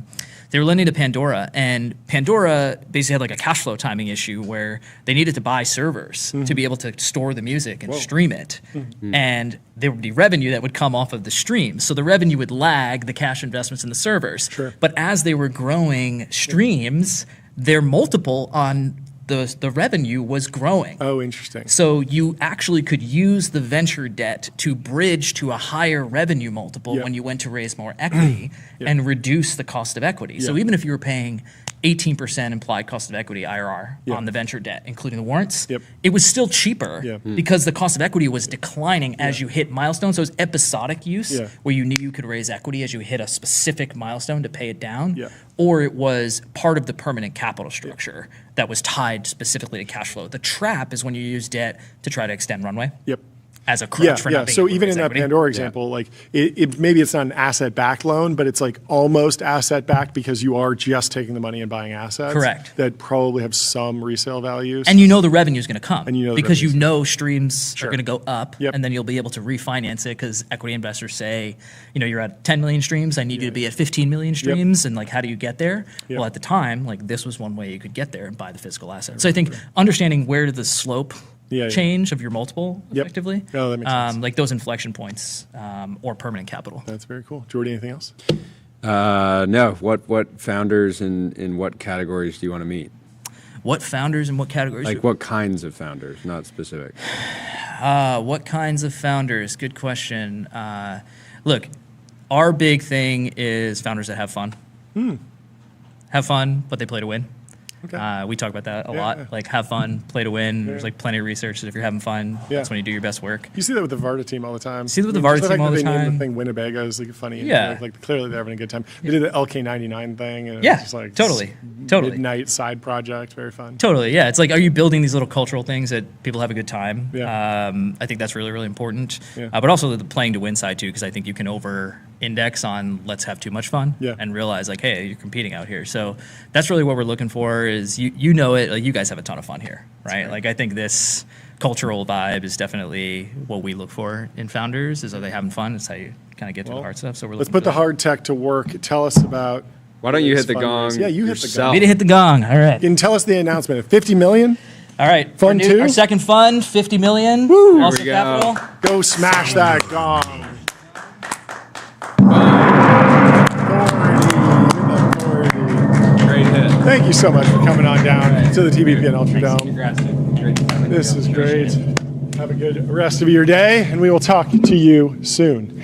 And lastly, but not least, I will tell you about Phantom Cash. Fund your wallet without exchanges or middlemen and spend with the Phantom card.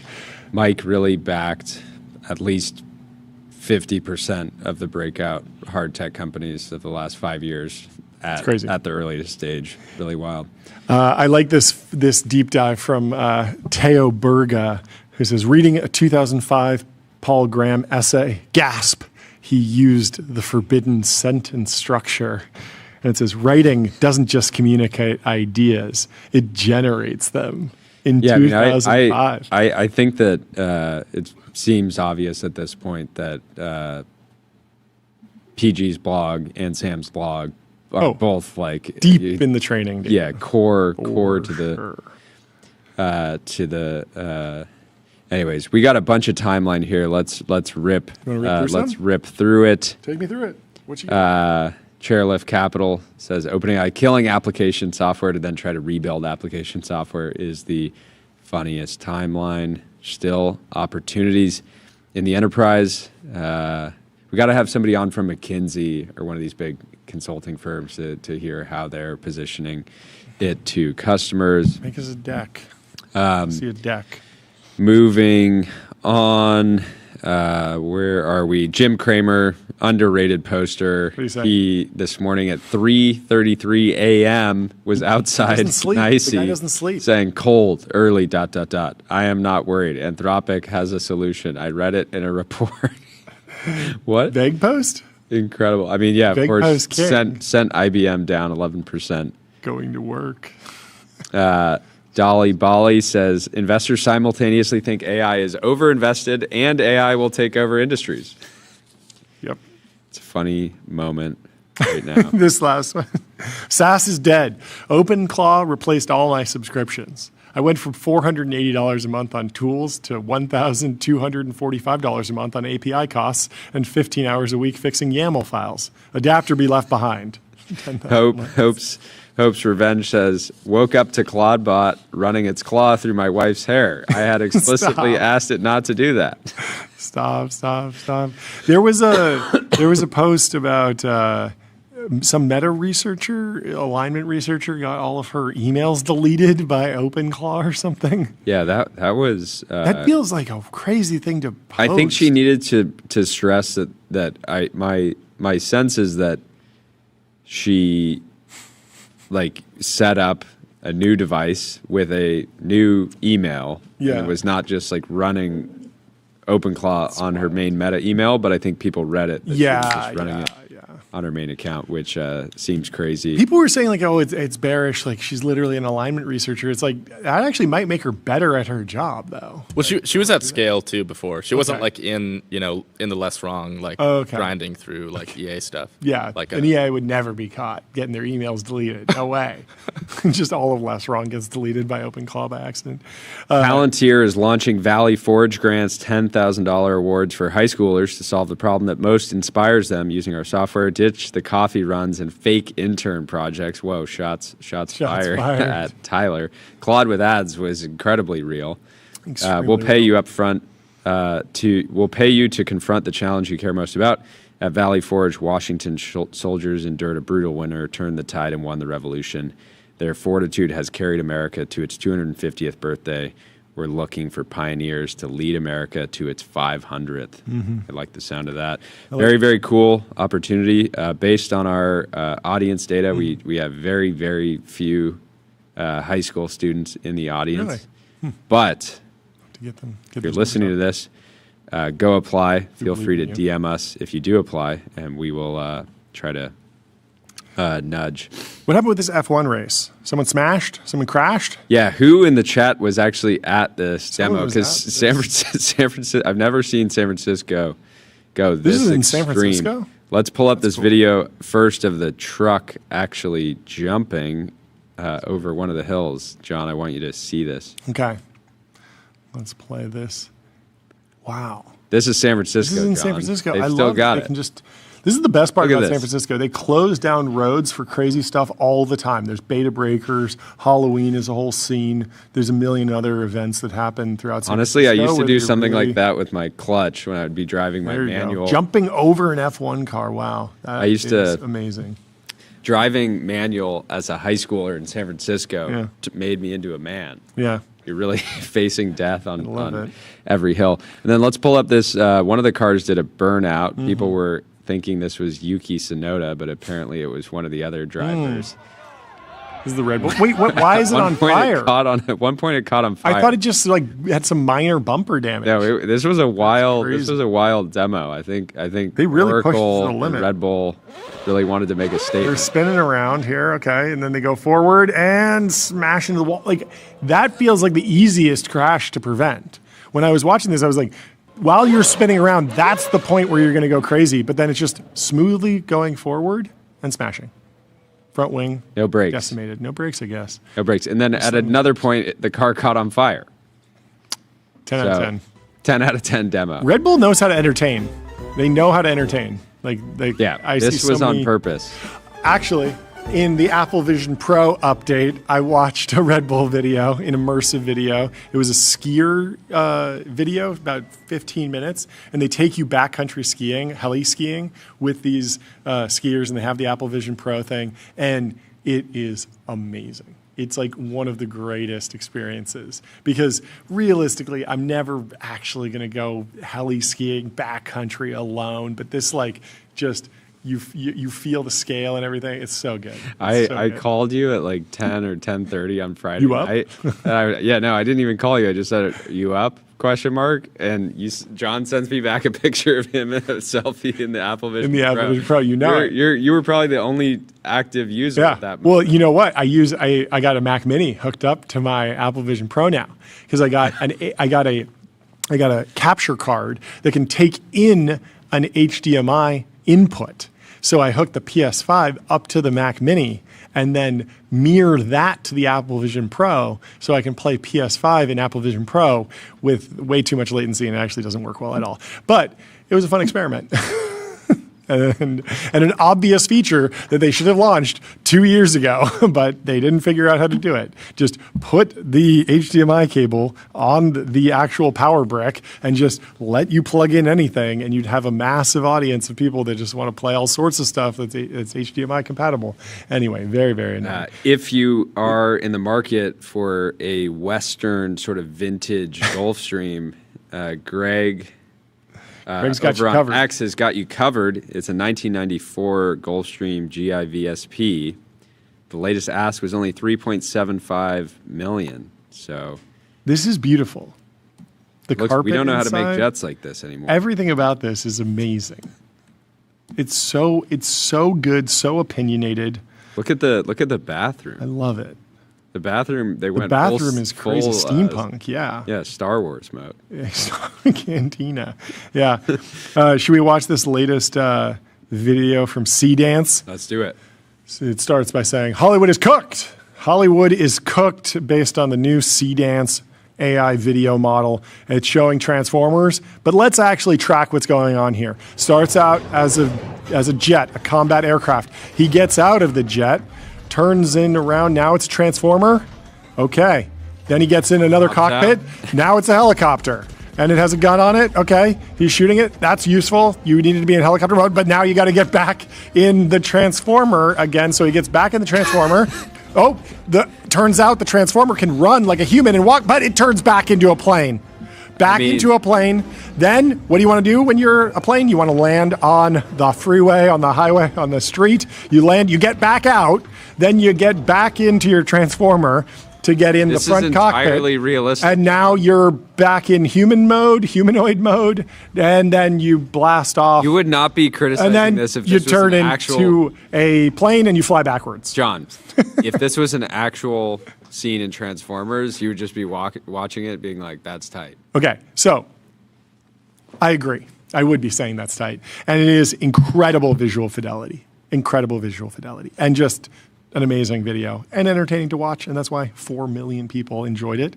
And it only has one community note, and the community note is just AI slop engagement farm.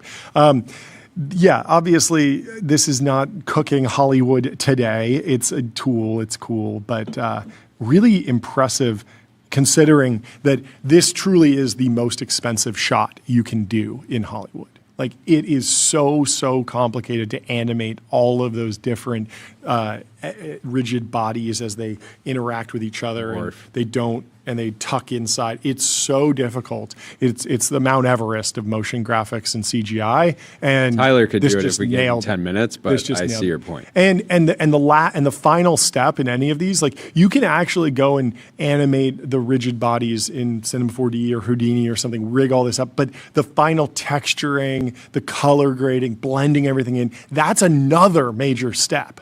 And it just nails all of this. The lens flares, the reflections on the glass, all of that's like another step.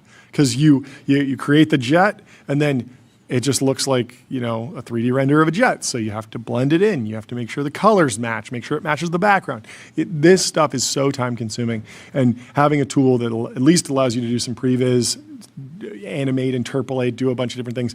Obviously, it would require a lot more art direction to get that to a place where it's amazing and it makes sense, because a lot of the CGI that happens in Transformers, I know some of the Transformers clips are silly, but a lot of it's very motivated. Like it shows you how things move and there's a decision driving one transformation to another. It's not just randomly switching from a plane to a car to a plane and back and forth. And it's usually meant for like dramatic weight, and there's some weight and timing, and there's art direction that sits on top of the actual CGI. Anyway. Apparently, OpenClaw fueled ordering frenzy creates Apple Mac shortage. Really Delivery happening. for high unified memory units now ranges from 6 days to 6 weeks. I called it. It's happening. I did call it. You did. We did the math a couple weeks ago, and Yeah. it seemed obvious that if the frenzy kept up, there would eventually be some shortages. I mean, demand for AI is continuing unabated. Like people are using this stuff. Martin Shkreli shared the NVIDIA demand check on Lambda.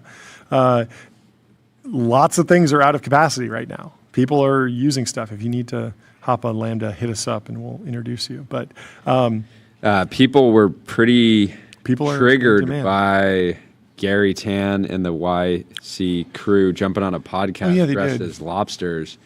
And I was triggered by people's reaction to it because we have done similar gesture maxing many, many times. I like a I think they were costume. just having they were just having a little fun. Let them have fun. But apparently fun is illegal. Fun is illegal.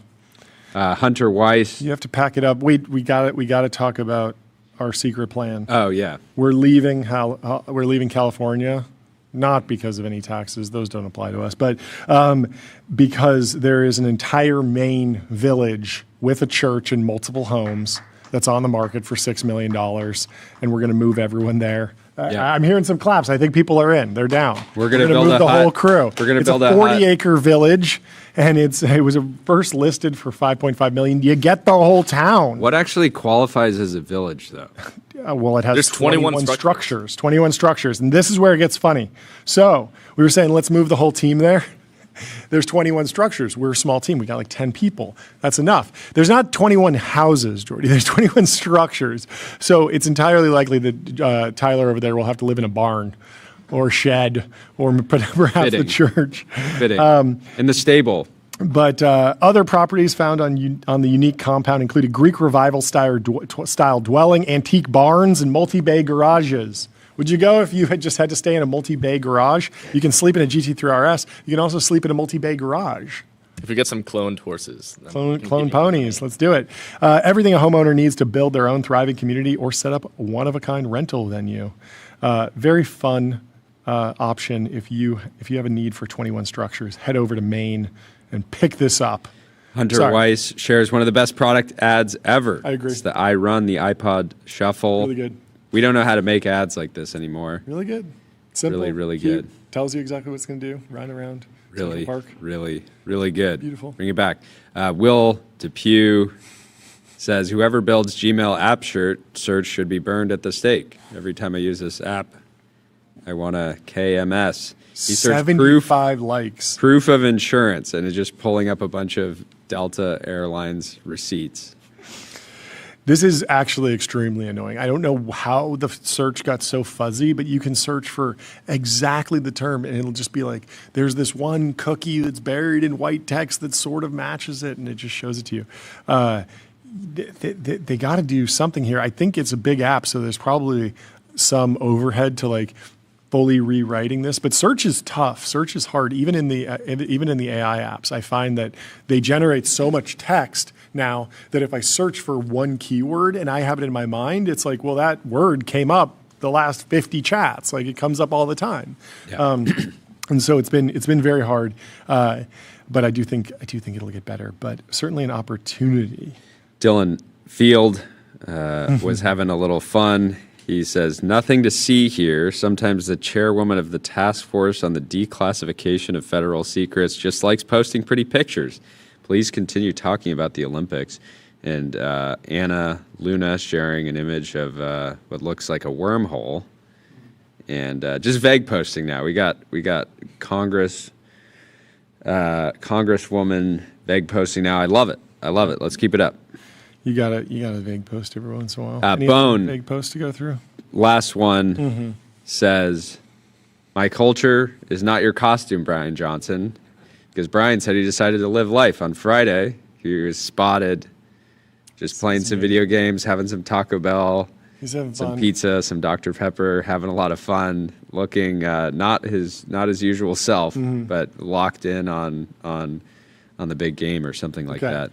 Plant the bomb. I have some words of inspiration for the listeners. Wait, no, we have to say this last one. That's my words of inspiration after you plant No, the and then bomb. I actually have a few more last ones.